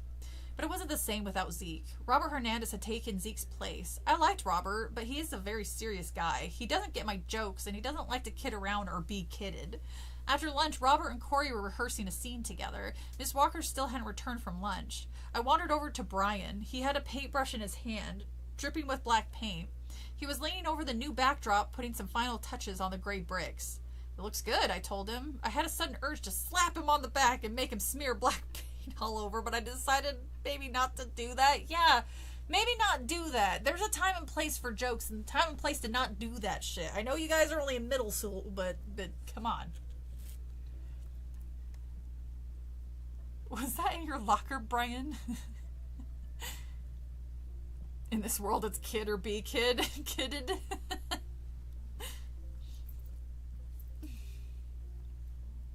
I don't know where all these sudden urges were coming from. That's kind of a disconcerting statement. How's it going? Brian asked without looking up. He was filling in some spots he missed. Okay, I guess, I replied. Across the stage, I saw Tina working with a large glue pot. She was brushing a thick layer of glue onto a cardboard chandelier. Robert is going to be a good phantom, Brian said, scratching his chin with the tip of the paintbrush handle. Yeah, I agree, but I kind of miss Zeke. Brian nodded. He then turned to look up at me. You know what? There hasn't been one practical joke since Zeke left. No scenery ruined, no mysterious phantoms leaping out at us, no threatening words scrawled on walls, nothing. Nothing bad since Miss Walker kicked him out. I hadn't thought about it until that second, but Brian was right. Ever since Zeke had been removed from the play, the phantom totally disappeared. Everything had been going so smoothly, I hadn't even stopped to realize it. This means Zeke was actually the phantom? That Zeke had been doing all of those horrible things after all? Did Zeke's parents have a cow when Miss Walker called them into school, Brian asked. Did he get punished? Oh, for sure, I replied, still thinking about the phantom. His parents grounded him for life. No horror movies. Zeke can't live... Or no horror movies. And Zeke can't live without horror movies. He's my type of guy. Okay, people, a voice called loudly. I turned to see that Miss Walker had returned from lunch. Let's take it from the opening act, too, she called. We'll do the whole act. I said goodbye to Brian and hurried onto the stage. Esmeralda was in just about every scene of Act 2. This time, I was determined to remember every word. As I stepped beside Robert, I saw Miss Walker pick up her script from the table where she had left it. She grasped it in both hands and started to open it to Act 2. I watched her expression change as her hands worked at the script. She let out a short, angry cry. Then she tugged some more at the thick script. Now where's the Joker? She shouted angrily. What's wrong, Miss Robert? Or what's wrong, Miss Walker? Robert called. She raised the script and shook it furiously. The pages of my script have been glued together, she fumed. Startled gasp rose up from the stage. That's it, Miss Walker cried. She heaved the script at the wall. That was the last joke. The play's canceled. Everybody go home. It's canceled. Chill out. I mean, this is what you get for trying to direct a bunch of middle schoolers there, Miss Walker. You should have known what you were up against. Hi, Juice. How are you? Nice to see you coming in. A little late for the story, but you could have missed like 90% of it and still be able to get the gist of it. I hope it was actually murmur. Well, they are middle school boys, so who knows? Subtlety is not in their vocabulary. Did Miss Walker change her mind? Zeke asked. Oh, sorry. Did Miss Walker change her mind? Zeke asked. I nodded. Yeah, she calmed down after a few seconds and said the play could go on, but she was in a really bad mood for the rest of the day. Ooh, she needs some mood stabilizers, because goddamn. At least this time she couldn't blame me, Zeke said quietly. He tossed a pink rubber ball across the living room, and Buster, his black cocker spaniel, went scrambling after it. Oh, puppy. Brian and I had dropped by Zeke's house to tell him how things were going. Zeke was grounded, probably forever, and couldn't leave the house. I'm surprised. Oh, I was about to say I was surprised his parents would let him see his friends, but it says his parents were at the movies. They'd be home in a few hours. Buster dropped the ball and started barking at Brian. Zeke laughed. He doesn't like you, Brian. He picked up the ball and bounced it over the carpet again, but Buster ignored the ball and kept barking at Brian. Brian blushed. He reached over to pet the dog's head. What's your problem, fella? I'm not a bad guy. Buster scampered away from Brian and crossed the room to search for the ball, which rolled into the hallway. Well, I guess this proves there's some other joker in class, Zeke said, his smile fading. He settled back onto the couch. Guess this proves that it wasn't me doing all those bad things. I started to make a joke, but I caught the serious expression on Zeke's face, so I didn't say anything. You know, you could just say I wanted to make a joke instead of saying I started to do blank. Brian's the Phantom. That's what I'm starting to think. I was like, okay, what stupid way are they gonna do this twist? I mean, it can't be any worse than that one where everybody was practically a ghost. Wait, but I'm the ghost. There's a phantom and it isn't me, Zach said. And now everyone thinks I'm a liar. Miss Walker thinks I tried to ruin the play, and even my parents think I'm turning into a bad guy. You were a much better phantom than Robert, I said, trying to cheer him up. There's less than a week to go, and Robert still keeps messing up his lines. He says he's sorry he tried out for the play. He doesn't even want to be in it now. Zeke jumped to his feet. If we could prove that I'm not the Phantom, I bet Miss Walker could give the part back to me. Uh-oh, I said. I could see Zeke's mind working. I knew what he was going to say next. Uh-oh, Brian echoed. He also knew what Zeke was going to say. Let's go to the school, Zeke said, his face wide with excitement. Let's find the Phantom this time and really I really want to get my part back. These kids' priorities, man. They sure are something. I shook my head. No way, Zeke, I started. I really want to show everyone that I didn't try to ruin the play, Zeke insisted. Brian tossed the ball to the dog. The dog watched it bounce away.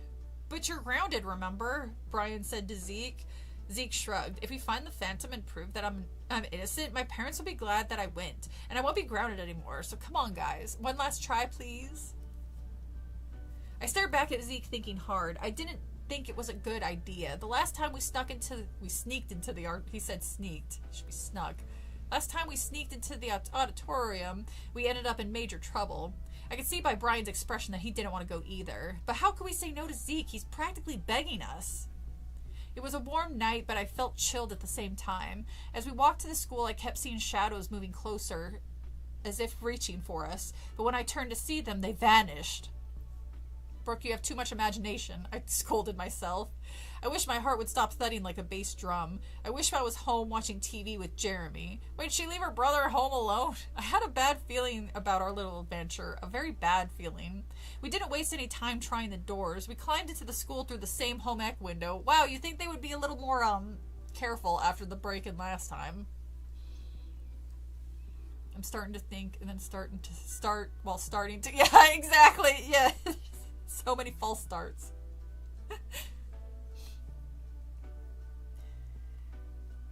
Then once again, we made our way silently down the dark halls to the auditorium. One row of lights had been left on in the back row of seats. The stage lay dark and bare, except for the gray brick backdrop against the back wall. Zeke led the way down to the center aisle. He had given us each a flashlight. We clicked them on as we made our way to the stage. The beams of light played over the empty rows of seats. I raised mine to the stage and swept from side to side. No one was up there, and no signs of anything unusual.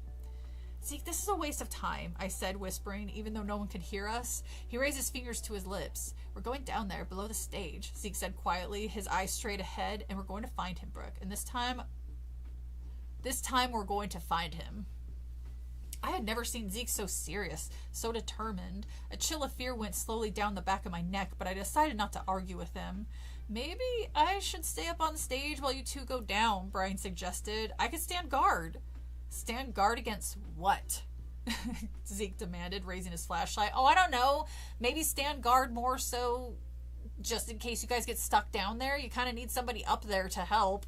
If you get stuck, idiots. Like, like last time, you happen to luck out because one of you are spazzes. Well, you're both spazzes. Perfect way to end my Saturday by working on a painting, and listening to Goosebumps. That does sound like a nice... I missed the good stuff. You sure didn't, Juice. You sure didn't.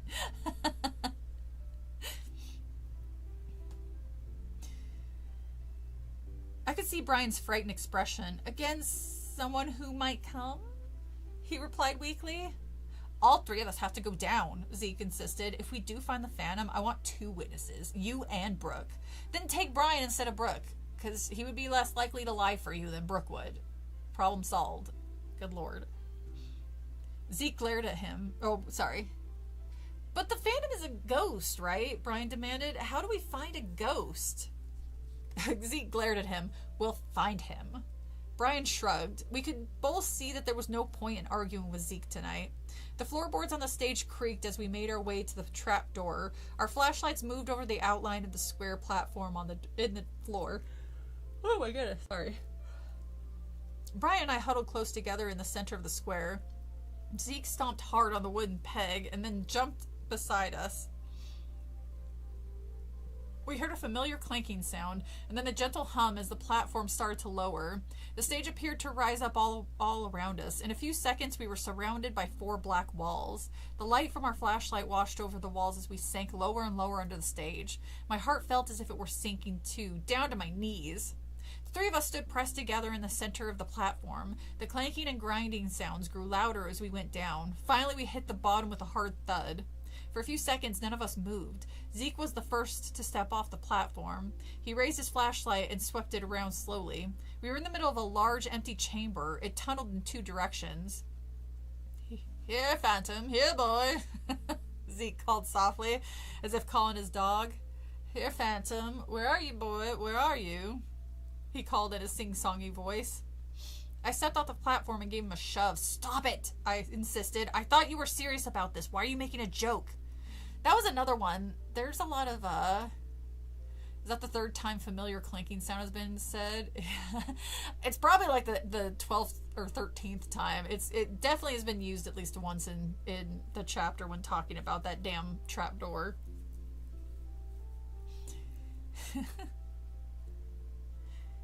I was just trying to keep you from getting too scared, Zeke replied. But of course, I knew the truth. He was trying to keep himself from getting scared.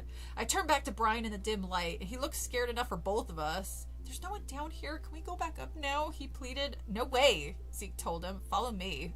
Keep your lights down on the ground so we can see where we're going. Walking side by side, Brian and I followed Zeke into the chamber. We stepped into a long tunnel, took a few steps, then stopped to listen. Silence. My legs were trembling. In fact, my entire body was shaking, but Zeke was acting so brave. There's no way I'd let him know how frightened I was. God, these people. It's a sign of weakness if I'm scared, and I can't show my middle school friend that I'm scared. It's like, you guys were in elementary school yesterday, for God's sakes.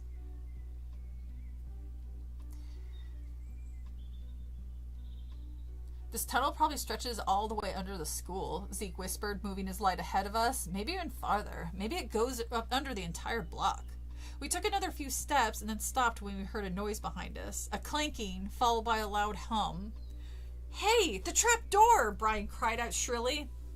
All 3 of us spun around and started running back towards it, our heavy footsteps echoing loudly through the dark tunnel. My chest was aching so hard by the time we got back to the trap door platform we could hardly breathe. It's going back up, Zeke cried. Oh, said Brian. If only one of us was still up there like I suggested so this wouldn't happen, assholes. Now we're all gonna die. Thanks. Maybe we can find Toxie down here and he could help us. We stood there helplessly, gazing at the platform as it rose over our heads, climbing back up to the stage. Push. Go to bed. You go to bed. Don't Sorry. I just saw Tippy do her little loop. I'm probably keeping them awake.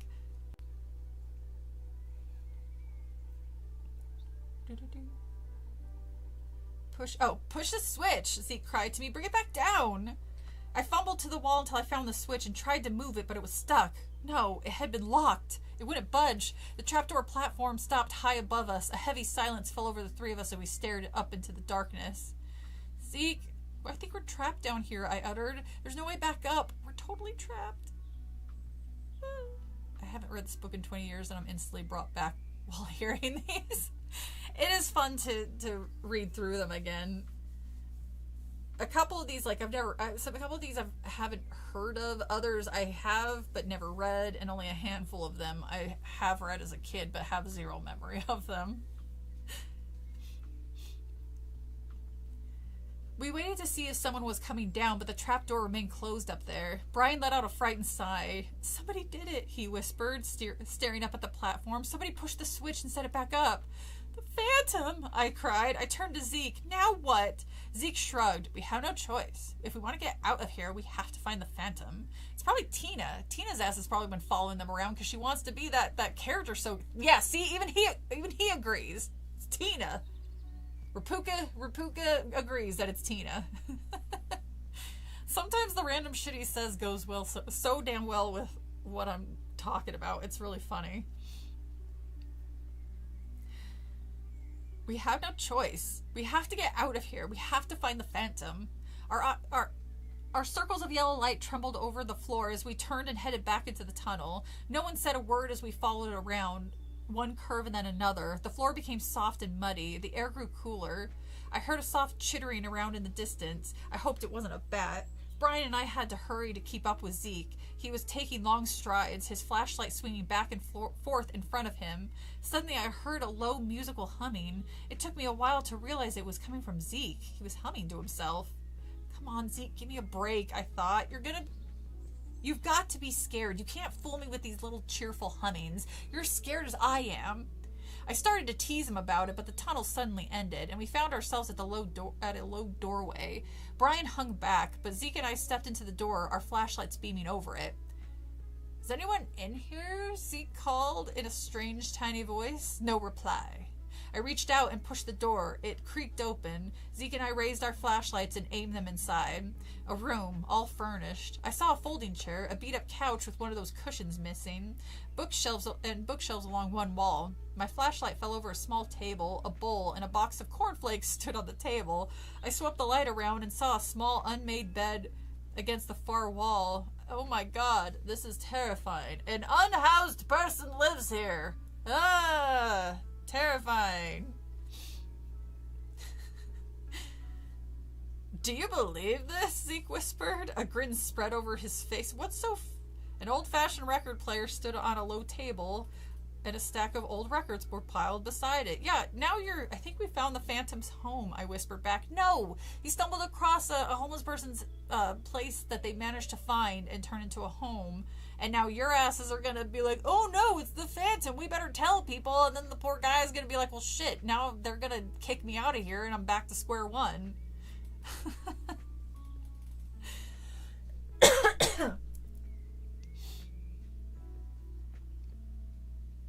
His flashlight tilted in front of him. Brian made his way to the table. He peered down at the cereal bowl.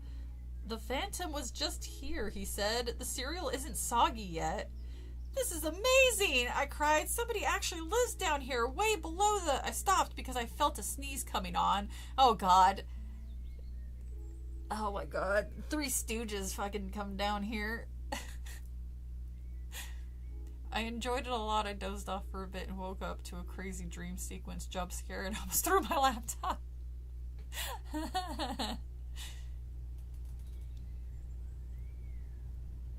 These little babies. I tried to hold it in, but I couldn't. I sneezed once, twice, 5 times. Stop it, Brooke. Brian pleaded. He'll hear you. But we want to find him, Zeke reminded Brian. I sneezed 7 times, and then one more for good luck. Finally, I was all sneezed out. He heard that. I know he did, Brian fretted. His eyes darted around. The door slammed shut.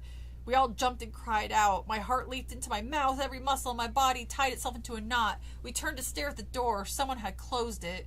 It hadn't been blown shut by any wind. Zeke was the first to move. Lowering his flashlight, he hurtled to the door. He grabbed the knob and pushed hard, but it wouldn't budge. Zeke lowered his shoulders against the door, twisting the knob and pushing again. Still no success. He banged his shoulders against the door. He pushed again, strained against the door with all his weight, and then he turned back to us, his face revealing fear for the first time. We're locked in, he said. Yeah, no shit. No shit you're locked in, because again, you trespassed on this guy. Queens of the Dead? That's a new one to me.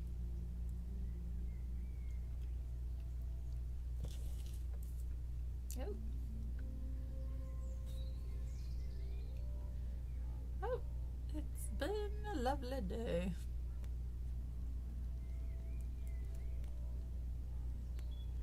And I'm feeling fine. Sorry, I'm just responding to something.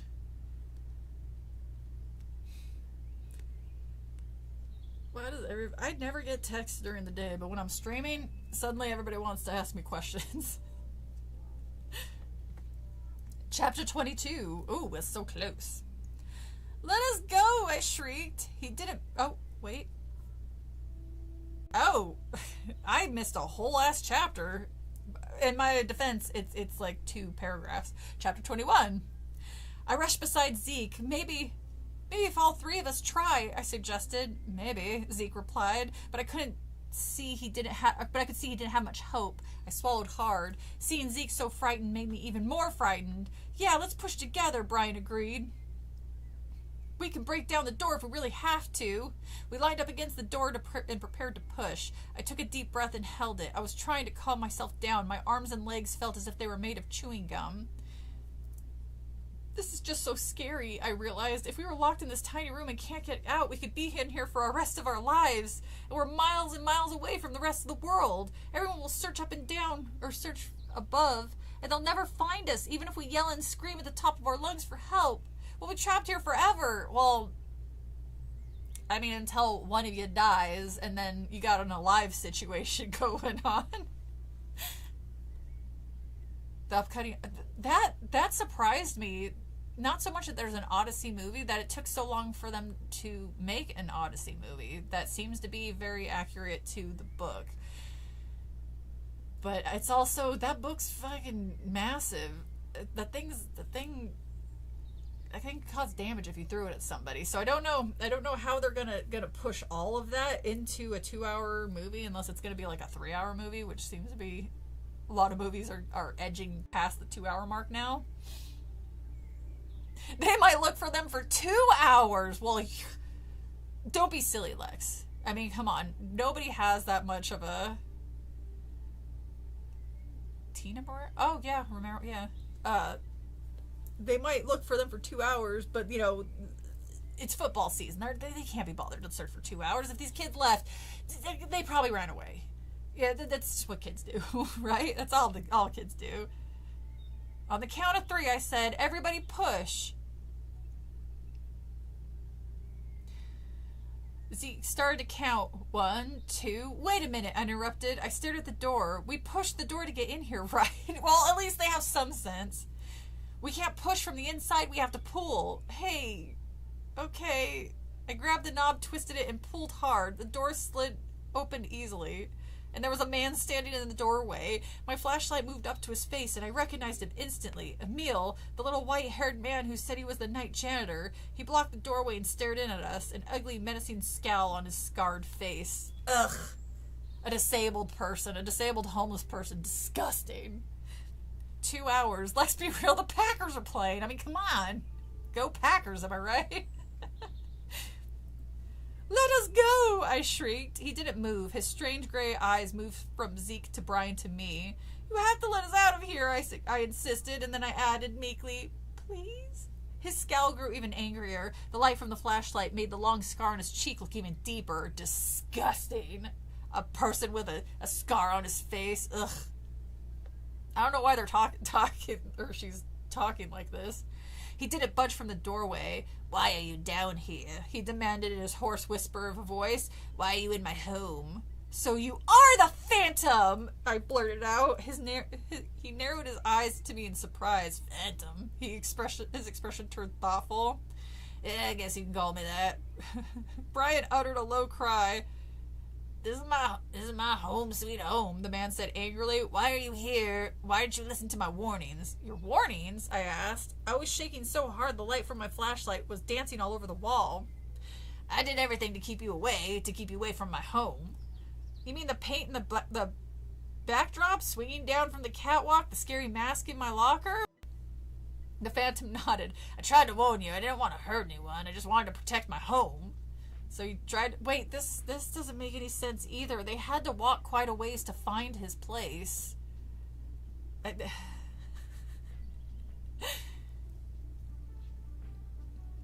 So you tried to stop our play?" Zeke demanded. Oh, sorry. You know what, you know what? Zeke said. "I'm dropping the emo shit. I'm done with this. Why'd you try to stop our play so we couldn't use a trapdoor and find you down here when you could have just, like, ignored it and just let it happen? Because the kids, they're not gonna care that much." The Phantom's expression changed. I saw confusion in his silent, silvery eyes. "I don't understand," he stammered, staring hard, his white hair falling over his forehead. 72 years ago, I insisted. A bitter smile formed on his lips. "Hey, I'm not that old," he replied. "I'm only 57. "Oh, so you're not the Phantom?" Zeke asked. Emil shook his head and he let out a weary sigh.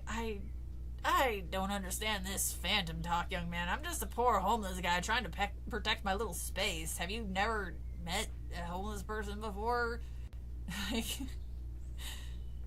A person with scars. Yeah, that's what I'm saying. I was like, do you not have scars, kids? Because I find that real hard to believe. Most of my scars came from when I was a kid. I have them on my knees, on my ankle, on my arms and elbows and stuff. I mean, you can't really see them now because they've faded quite a bit, but damn, it's like I look like I was in a fight club when I was a kid. What can I say? I was a monkey child. I like to climb everything. I climbed onto the roof of my grandma's house a few times before I got caught doing that. Climbed trees, climbed up on posts. Like I just liked climbing up stuff, I guess. All three of us studied him, trying to decide if he was telling the truth, and I decided he was. "You've been living down here near the school?" I asked softly. "How did you know about the room down here?" "My father worked at the school for 30 years, Emil replied. "He used to bring me here with him when I was a kid. When I lost my apartment in town, I remembered this space. I've been living here ever since. Nearly about 6 months now." His eyes glared angrily again. He brushed the hair off his forehead as his ugly scowl returned. "But you're ruining it for me, aren't you?" he said sharply. "You're gonna ruin it all for me." He moved quickly, stepping from the doorway, entering the room, walking towards us in that menacing expression. I stumbled back. "What are you gonna do to us?" With my brother, I pretty much was in a fight club. Yeah, some siblings really kicked the shit out of each other, didn't they? "You ruined everything," he repeated, moving towards us. "Well, now wait a second," I cried, raising my hands. That's when we heard a sound from the tunnel, a low clanking sound. I turned to Zeke and Brian. They heard it too. A trap door. It was moving, coming down. We could hear it at the end of the tunnel. I think, fella, Emil, if you had just ignored them and stayed out of their sight, you could have just stayed down there, but instead you made your presence known and you got these kids all riled up, so of course they're going to be like Scooby-Doo and investigate this shit. I didn't do a lot of climbing as a kid, but I love jumping off stuff. That I couldn't do. That I was a little too scared to do.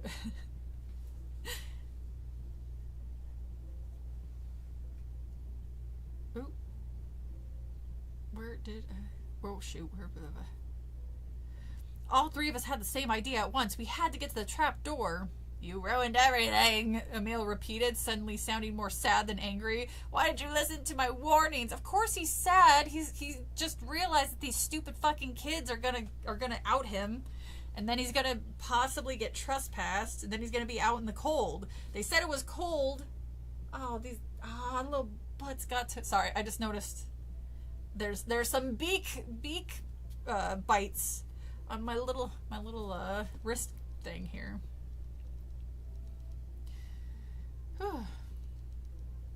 Without saying a word to each other, Zeke, Brian, and I charged for the door. I bumped into Emil as I scooted past. To my surprise, he didn't reach out to grab me and didn't try to stop me. I led the way out the door, running at full speed. My legs still felt as rubbery as chewing gum, but I forced them to move, one running step, then another. I didn't glance back, but I could hear Zeke and Brian at my heels, and then I heard Emil's voice echoing through the tunnels. You ruined everything! And they did. See, this is one of the first times I've ever read one of these Goosebumps books and genuinely felt bad for somebody who the main character is fucking over. I didn't care. I just wanted to get to the trapdoor platform and get out of there. I plunged blindly through the dark, curving tunnel. My sneakers sank into the soft dirt floor as I ran. My shoulders scraped the rough wall. The light bounced over the ground at my feet. I raised it as the trapdoor platform came into view. Huh? What are you doing down here? A man's voice called. Zeke's dad. Zeke, Brian, and I scrambled onto the platform, squeezing beside him. What's going on? Mr. Matthew demanded. Whose voice is that? Up! I managed to choke up. Take us up! Zeke reached out and flipped the switch. This time it moved. With a hard jerk, the platform started to raise itself. I gazed back to the tunnel. Had Emil followed after us? No sign of him. He hadn't even chased us. Weird, I thought. So weird. I heard a man's voice. Who was that? Mr. Matthew demanded again. A homeless guy living beneath the stage, I said, and explained what had happened and how he'd been trying to scare us for weeks. How'd you know we were down here, Dad? Zeke asked his dad. You were supposed to be at home, he replied sternly. You were grounded. You're still grounded, but when you weren't at home, I figured I'd find you poking around that stage again. The side door of the school was... Oh, so Dad broke in, too. I entered the auditorium and heard the trap door moving and decided to see what was going on. Oh, I'm so glad. I felt like hugging Mr. Matthews. As soon as the platform stopped, we scrambled up on stage. Zeke's... God damn it, I kept calling him Zach. Zeke's dad hurried to call the police. He told him that there was a homeless guy living... You fucking snitch! God damn it! What a shitty thing to do. You just leave him alone. Just leave him alone. The police arrived quickly. We watched them go down the trapdoor. We waited for them to bring Emil up, but they returned a few minutes later without him. No one's down there, the officer reported. He removed his helmet and scratched his wavy black hair. No sign of anyone either, just a bed and some old furniture. What about his food and his books? Didn't you see it? It was disgusting. All gone, the officer replied. I guess he cleared out real fast. The basement door was still slightly open.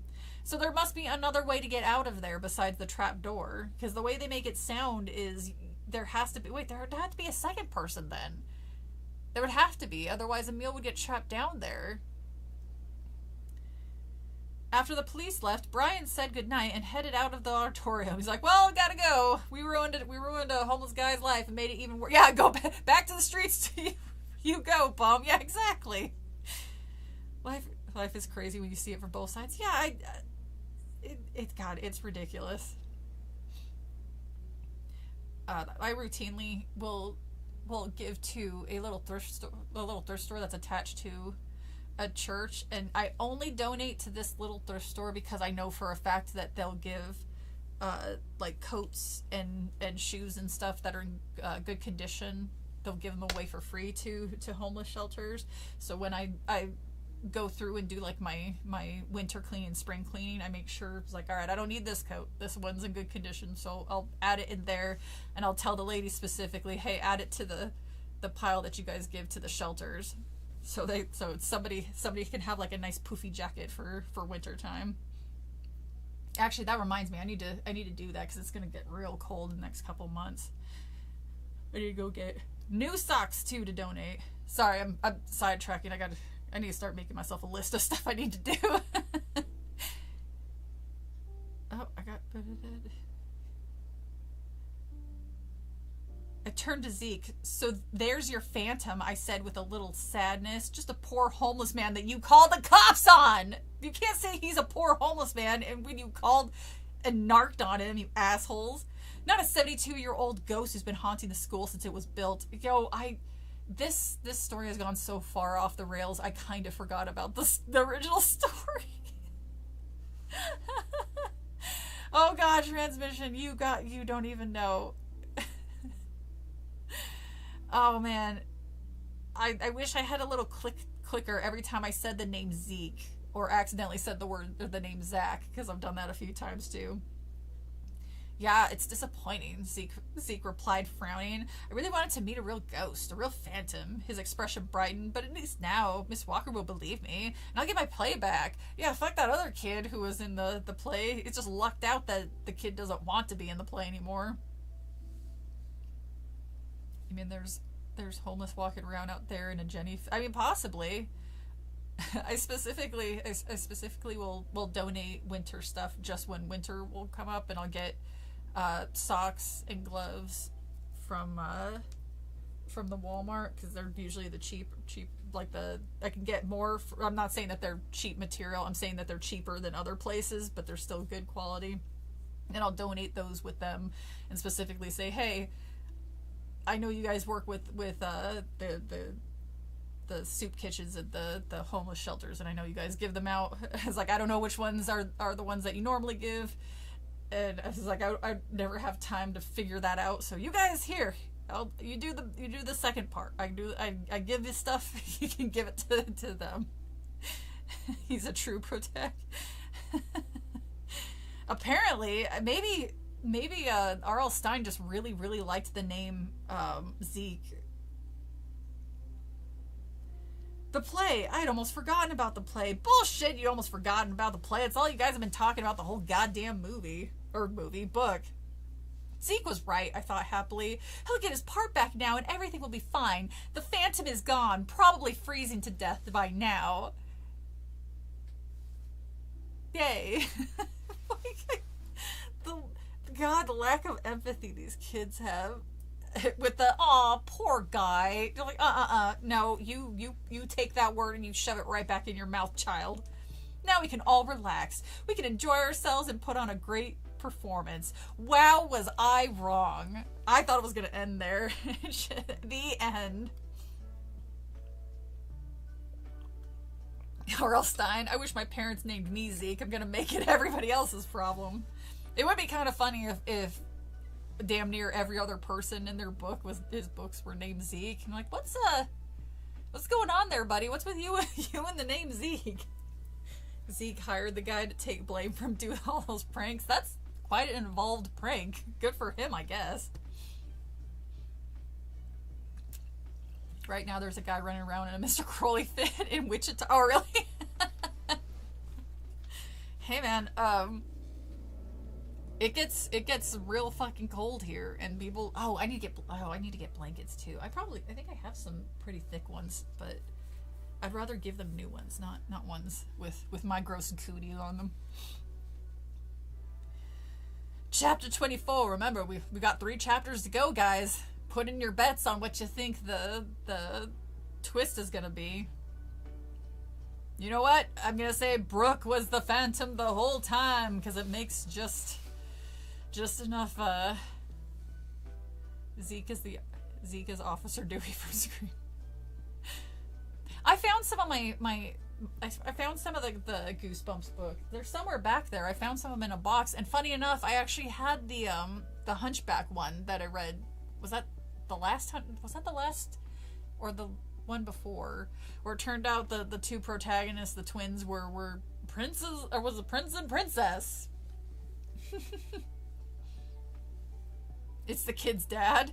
Actually, that is kind of like a weird Sherlock Columbo shit, where he's like, well, I'd figured it out based on A, B, and C. That didn't make any sense. See, if I was the kid's parent, I would just assume that he went to one of his friends' house, and I would start there instead of going straight to that. Is Zeke a cool kid or a shit kid? Well, he has an emo haircut and freckles, so you tell me. The night of the performance, I sat in the girls' dressing room, smearing globs of stage makeup all over my face. I never worn so much makeup before, and I didn't think I was doing it right. You think you would practice. I didn't want to get gunk I don't want to wear the gunk in the first place. But Miss Walker said we all had to, even the guys. She said it cuts down on the glare from the lights and makes your face less shiny on stage. It was a wild scene in the girls' dressing room. We were all struggling in our costumes and brushing on makeup. Lisa Rego and Gina Bentley, 2 fifth graders who didn't even have a big part in their play, were hogging the full-length mirror, laughing and giggling and admiring themselves. Don't they know who I am? I'm the lead in this role. I suspected everybody but me, the perfect crime. I can't remember the twist off the top of my head, but I remember it being stupid obvious.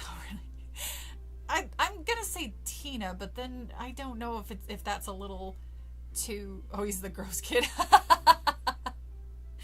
And we have another jokester character. That's another trope that seems to show up a lot in R.L. Stine books, is there always seems to be a joker character, or a jokey character who likes to pull pranks. My stomach jumped. Calm down, Brooke, I ordered myself. This is supposed to be fun, remember? I stepped out of the dressing room, crossed the hall, and entered the auditorium through the stage door and took my place at the side of the stage. Someone tapped me on the shoulder and I jumped. Man, was I jittery. I whirled around and found myself face to face with the Phantom. I knew it was Zeke in his costume and mask, but he startled me just the same. Zeke, you look so real. You look awesome, I told him. Zeke didn't reply. He gave me a very formal bow from the waist and then hurried to take his place. The curtain was closed, but I could hear the steady rumble of voices out in the auditorium. I peeked out of the side of the curtain. Wow, every seat was filled. That thought sent my stomach doing jumping jacks all over again. The lights began to dim. The audience instantly became silent, and the stage lights went up. The music started. Go for it, Brooke, I told myself. Just go for it. The play didn't get strange until the end of the first act. We were all doing really well until then. When the curtain opened, the audience applauded the set. I stepped on stage with Corey, and I completely forgot about my stage fright. Be careful, my daughter, Corey warned, playing my father. There's a creature living beneath this theater, a twisted phantom, scarred and ugly. I do not believe you, father, I replied as Esmeralda. You are only trying to control me, to keep me a child. The audience seemed to be having a great time. They laughed in the right places and applauded several times. This is excellent, I thought. I was excited about being nervous. I was enjoying every minute of the performance. And as the first act drew near its end, I knew the real highlight of the show was coming. A fog of dry ice swept slowly over the stage. Blue lights swirled through the twisting fog, making it appear eerie and unreal. I heard the clanking of the trapdoor, and I knew it was carrying Zeke in his phantom costume from down below. In seconds, the Phantom would make his big entrance, rising up from the blue fog, and the audience will love it, I thought, watching the fog billow up over my long yellow dress. Phantom, is that you? I called. Are you coming to see me? The Phantom's blue and green mask floated up into the fog, and then his black cape's shoulders hovered in view.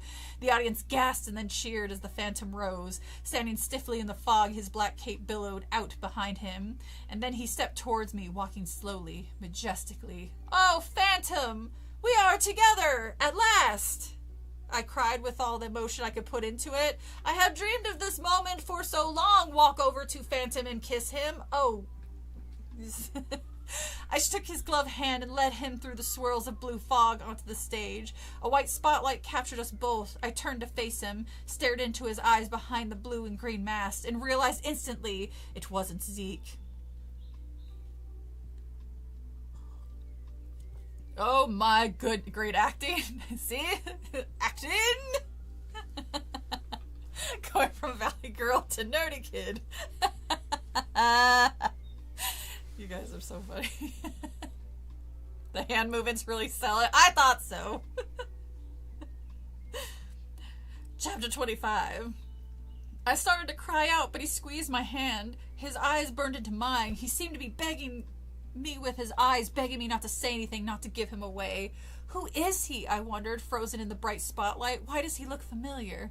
I turned back to the audience, silent, waiting for me to speak. I took a deep breath and said Esmeralda's next line. Phantom, why did you haunt this theater? Please tell me your story. Do not be afraid. Act scared. I need to stop reading the stage lines. God God damn, what the hell's going on in town? I've heard nothing but sirens all day, or all evening. Like, once the sun went down, apparently everybody went crazy. The Phantom swept his cape behind me. His eyes were still locked on mine. His gloved hand still squeezed mine tightly, as if trying to keep me from escaping. I have lived under this theater for more than 70 years, he declared. My story is a sad one. You might even call it tragic. My fair Esmeralda. Please continue, I exclaimed. Who is he? I asked myself. Who? I was chosen to be the star in a play in this very theater. It was the greatest night of my life. He paused to take a long breath dramatically. My heart skipped a beat. He isn't reciting the script, I realized. Those aren't the right words. What is he saying? But my night was never meant to be. You see, my dear Esmeralda, an hour before the play had begun, I fell. I plunged to my death! Uh-oh. I guessed. He was pointing at the trapdoor. Whoa. He was pointing at the trapdoor. I realized who he was now. The boy who had disappeared. The boy 72 years ago. He was the star, the Phantom. I thought, yeah, we figured that shit out. Is it really just gonna be a ghost? That's the answer you're gonna have? God damn it. The racing kids are in trouble. I actually haven't heard them the past couple nights. There was a cop posted up there for a while, so maybe like they found another spot, and that's probably where they're headed now. Never in my 31 years of living have I met a kid named Zeke. I wasn't hanging around with enough white kids. It sounds like you are getting your wish about being in a horror movie. Only Zeke I knew was black. Actually, me too, Murmur. Now that I think about it, I knew a Zeke in actually middle school, 7th grade. He had a second first name. It was like Zeke Marcus or Zeke. It started with an M, but I can't remember. But he had like 2 first names. You got a Christmas gift from the cops? That's stupid obvious. Here he was, standing beside me on the same stage. Here he was, revealing to all of us he had disappeared, while the play was never performed. There! He cried, pointing to the opening of the stage floor. That is where I fell! There! I fell to my death. I became the real Phantom, and I've waited down there ever since, waiting, hoping for the night like tonight where I can finally play my greatest role. Like, oh God, not only is he dead, he's annoying. It's 2 of the worst things ever. Zeke is a bad kid name. Every Zeke ever knew placed big trees. Whoa. I actually saw I saw a car hit a cop car on Christmas Day or Christmas evening when I was coming back from dinner. And the whole time I was like, God damn. I mean, in the guy's defense, and everybody in the car was like, well, that was on him, but I was still like, I'm like, yeah, but that still sucks. He was doing that thing where we had the red light and the cop was coming from our direction, and he was doing that slow creep thing where he had his lights and sirens on, but the other people had the right of way, and I guess that guy didn't hear or see him on time, and he smashed right into the guy. So it was definitely bad because the guy who hit the cop, his oh God, what are they called? His airbag deployed. So I was like, well, shit, that car's totaled. It's cheaper just to scrap that car. Hopefully what he doesn't have to do, or like he gets something from that. I felt so bad.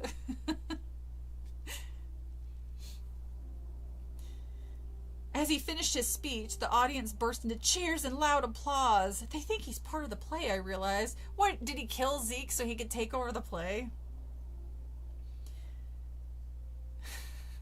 They don't know the true pain behind his words. They don't know what he's revealing, his true story behind them.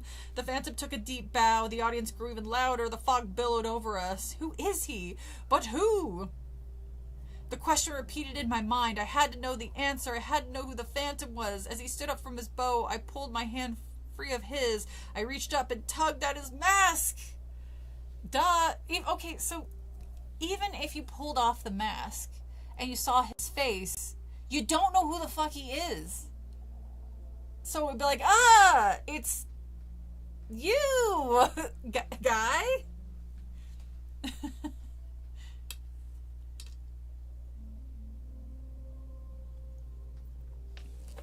You got a bike from a cop? That's actually pretty cool. I've been wanting to get a bike. It just, you can't do anything with it during winter time because the roads are so slishy and sloshy, like you're gonna fall off of it. But it'd be nice during summertime. I could literally ride a bike to my work. It's so close. Chapter 26. I squinted into the blue, thick fog, desperate to see his face. A bright spotlight flashed in my eyes, blinding me for a moment. In that moment, the phantom covered his face with both his hands. I reached to pull his hands away. No! He screamed. You can't! He staggered back away from me, staggered and lost his balance. No, you can't! You can't! And toppled backwards into the open trapdoor.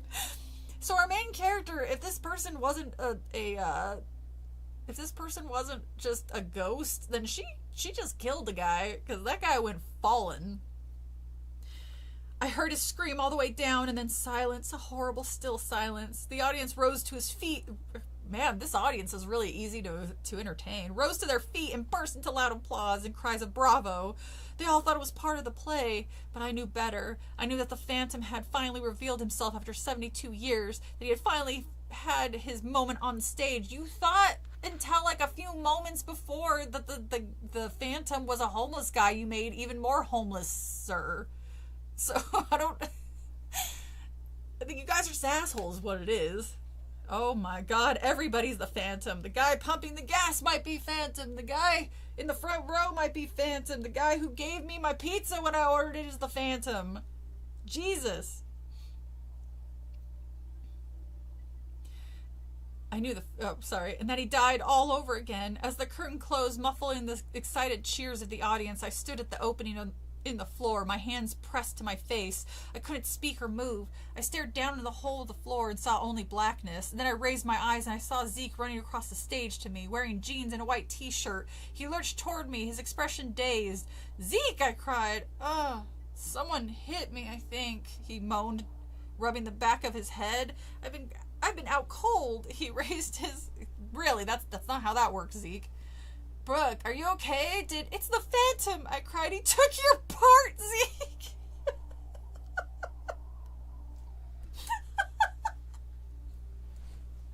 Again, priorities. That bastard came back from the dead to play as a Phantom character in a middle school play. That seems logical. He's down there. I pointed to the opening. We've got to find him. I stepped on the peg and the trapdoor clanked and groaned. The platform returned to the top. Wouldn't he be laying on top of the platform? Wouldn't there just be like a little splat? Zeke and I climbed aboard. We rode it down into the dark chamber and searched every corner, but we didn't find him, or the mask, or the costume.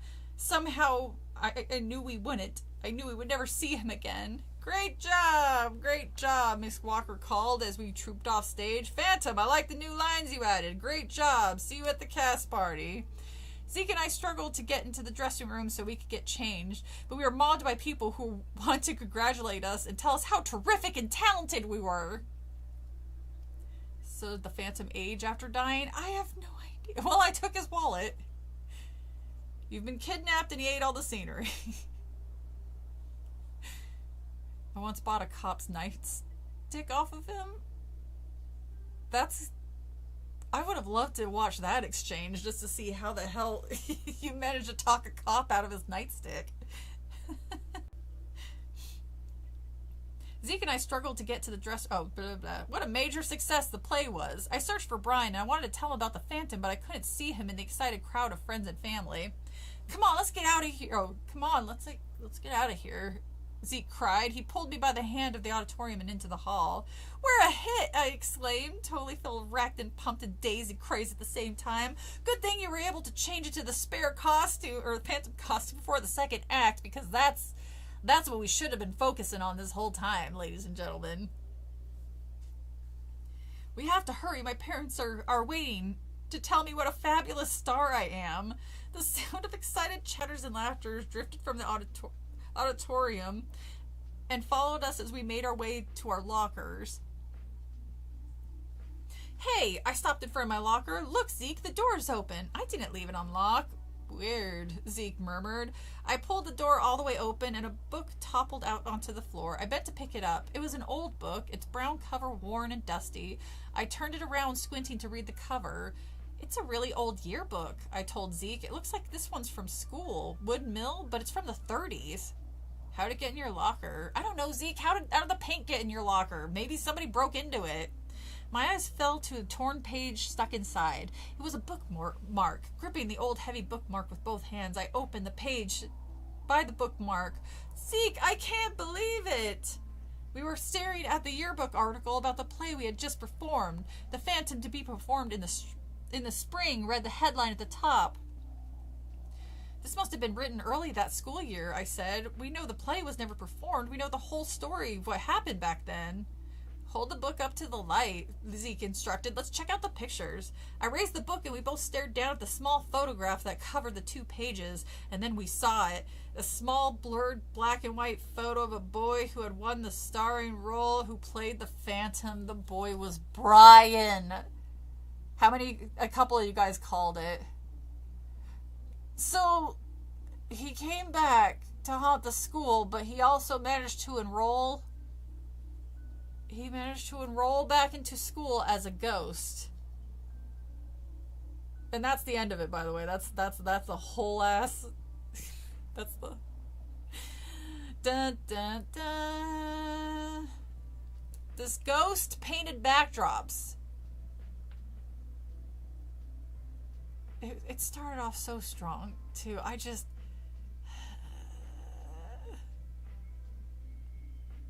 It's like, what a flip the fucking table. So I think most of you guys said... Most of you guys said it was gonna be Brian.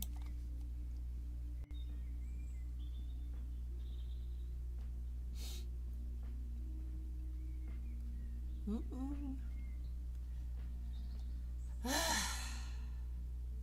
guess you gotta do something while waiting for your big theatrical debut. Oh, don't blow the Stranger Things ending, because I haven't seen it yet, and I've heard not great things about it, but I want to be disappointed in my own in my own way. Don't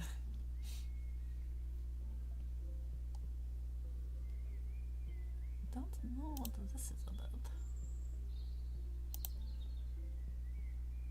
I don't know, so I'm going to remove just in case. So, how do you guys like the super not... Has my bird ever attacked me? Oh, all the time. Got goosebumps.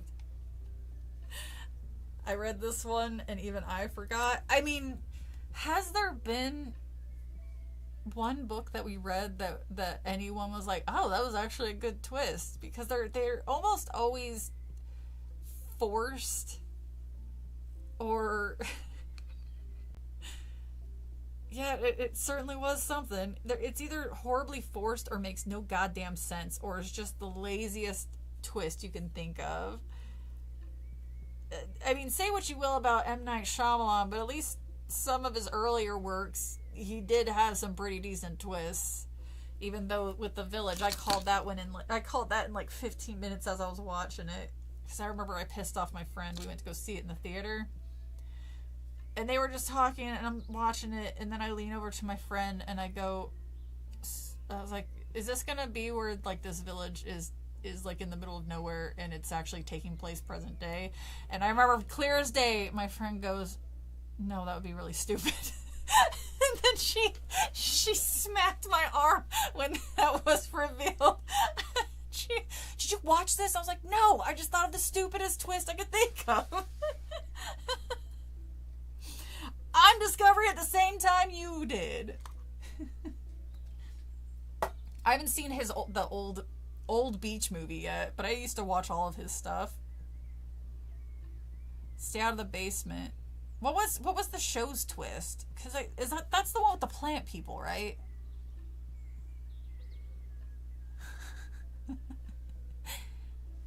I remember watching and liking Lady in the River or Lady in the Water or something like that. It was one of his other movies, but I also can't remember anything about it. So I don't know. Maybe if I end up watching it again, it would be like, ugh.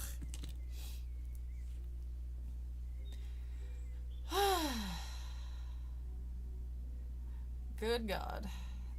I'm sorry. I'm speechless that we've all sat here for like 4 hours listening to this story only for that bullshit. He was writing 3 of these a month for a while. That's the crazy thing. He wrote so many, and then eventually he just had ghostwriters because, you know, at a certain point he's like, I don't need to do this anymore. I'm rich. I'll pay somebody to do it.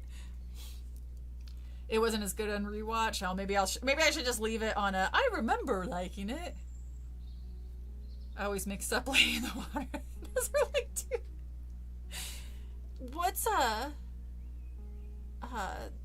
what was the one? Is which one was what lies beneath, where the guy was having an affair behind his wife's back, and then the wife figured out that he killed the girl because she was haunting them? Is that what lies beneath? Basically, M. Night is grown up R.L.'s. Yeah, that's a really good way of putting it, Juice. That's actually that's a perfect way to explain it.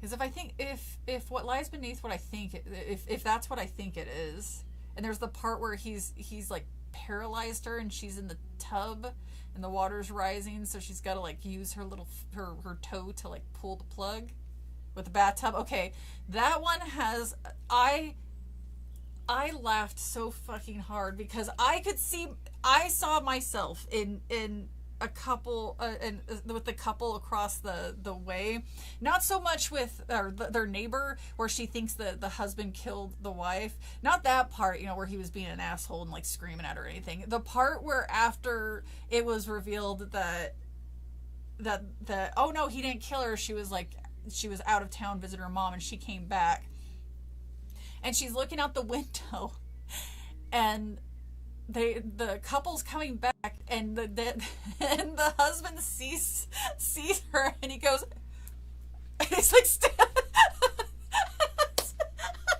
it's such an asshole move, but I can see myself doing that. Someone just to tease him, I'm like, look, I'm killing my significant other again. Killing my wife.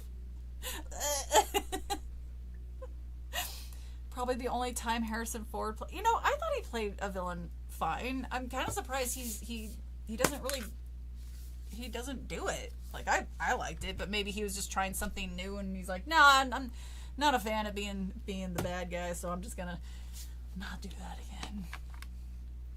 Be fun to have a movie stream and everyone guess the twist ending. It would be fun. See, that's the toughie one right there, because how the hell do you even stream something like that? It kind of seems like it would be difficult, if not my wife.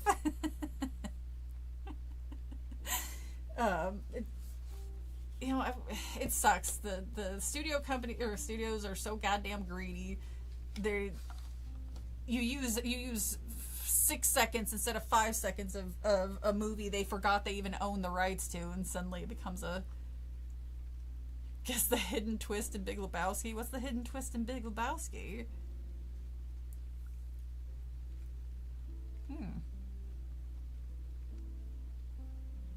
I'm trying. I think you're messing with me because I was genuinely trying to think of a twist in it. I can't come up with anything.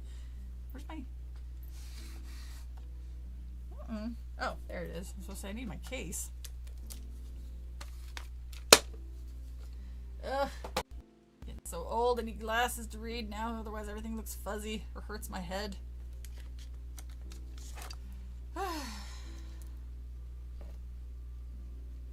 I'm waiting to see what Crowley's gonna say about the Big Lebowski, or if he was just messing with us again.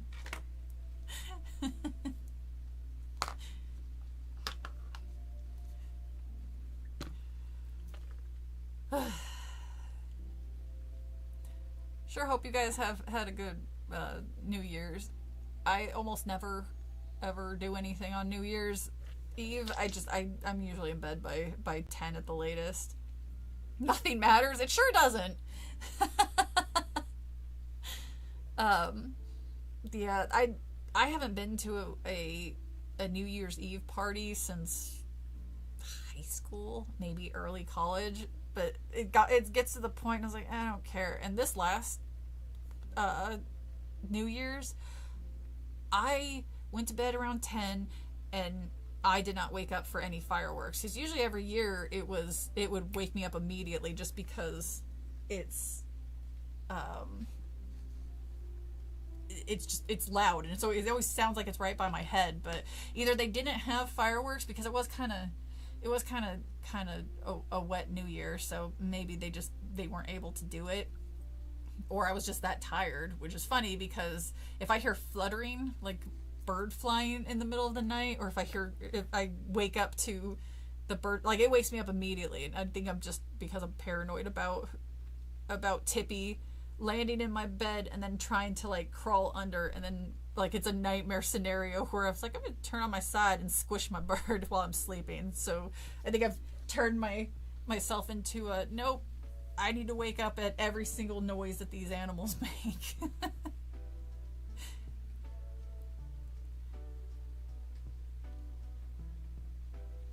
The only thing that changes is his friend dies. He's still poor, he's still lonely, and his friend Walter's still a psycho asshole. That is real. He goes through all that for basically nothing. Now that you said, God, that is very bleak. But wait, I mean, he did potentially knock up that one artist. So woo, and she was a hot redhead, so that's a touch. You stayed up till I thought about playing video games just this as long until it turned midnight, but I also ended up working on New Year's Day, so a coworker of mine didn't have to, and I was like, I don't give a shit about New Year's, so I basically covered for her so she could take the day off. Danjaronpa? I'm gonna have to look that up. Alright. Actually, she wants nothing to do. Oh yeah, that's a good point. I forgot about that part. She just wanted his seed. Okay. I will release you guys for the night. It possibly is still relatively early for some of you. Not so much me, but could be for some. So I will release you for the night.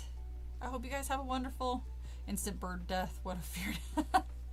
Hey, they're tiny little things that live in my house that I'm trying to keep alive. So it is it's the ultimate nightmare when you find them. If they pass during the night. So good night, everybody. I hope you had a wonderful Christmas, a safe New Year, and I'll probably see you next week. Hope you enjoyed the story. Totally wasn't disappointing like all the other ones. It was great.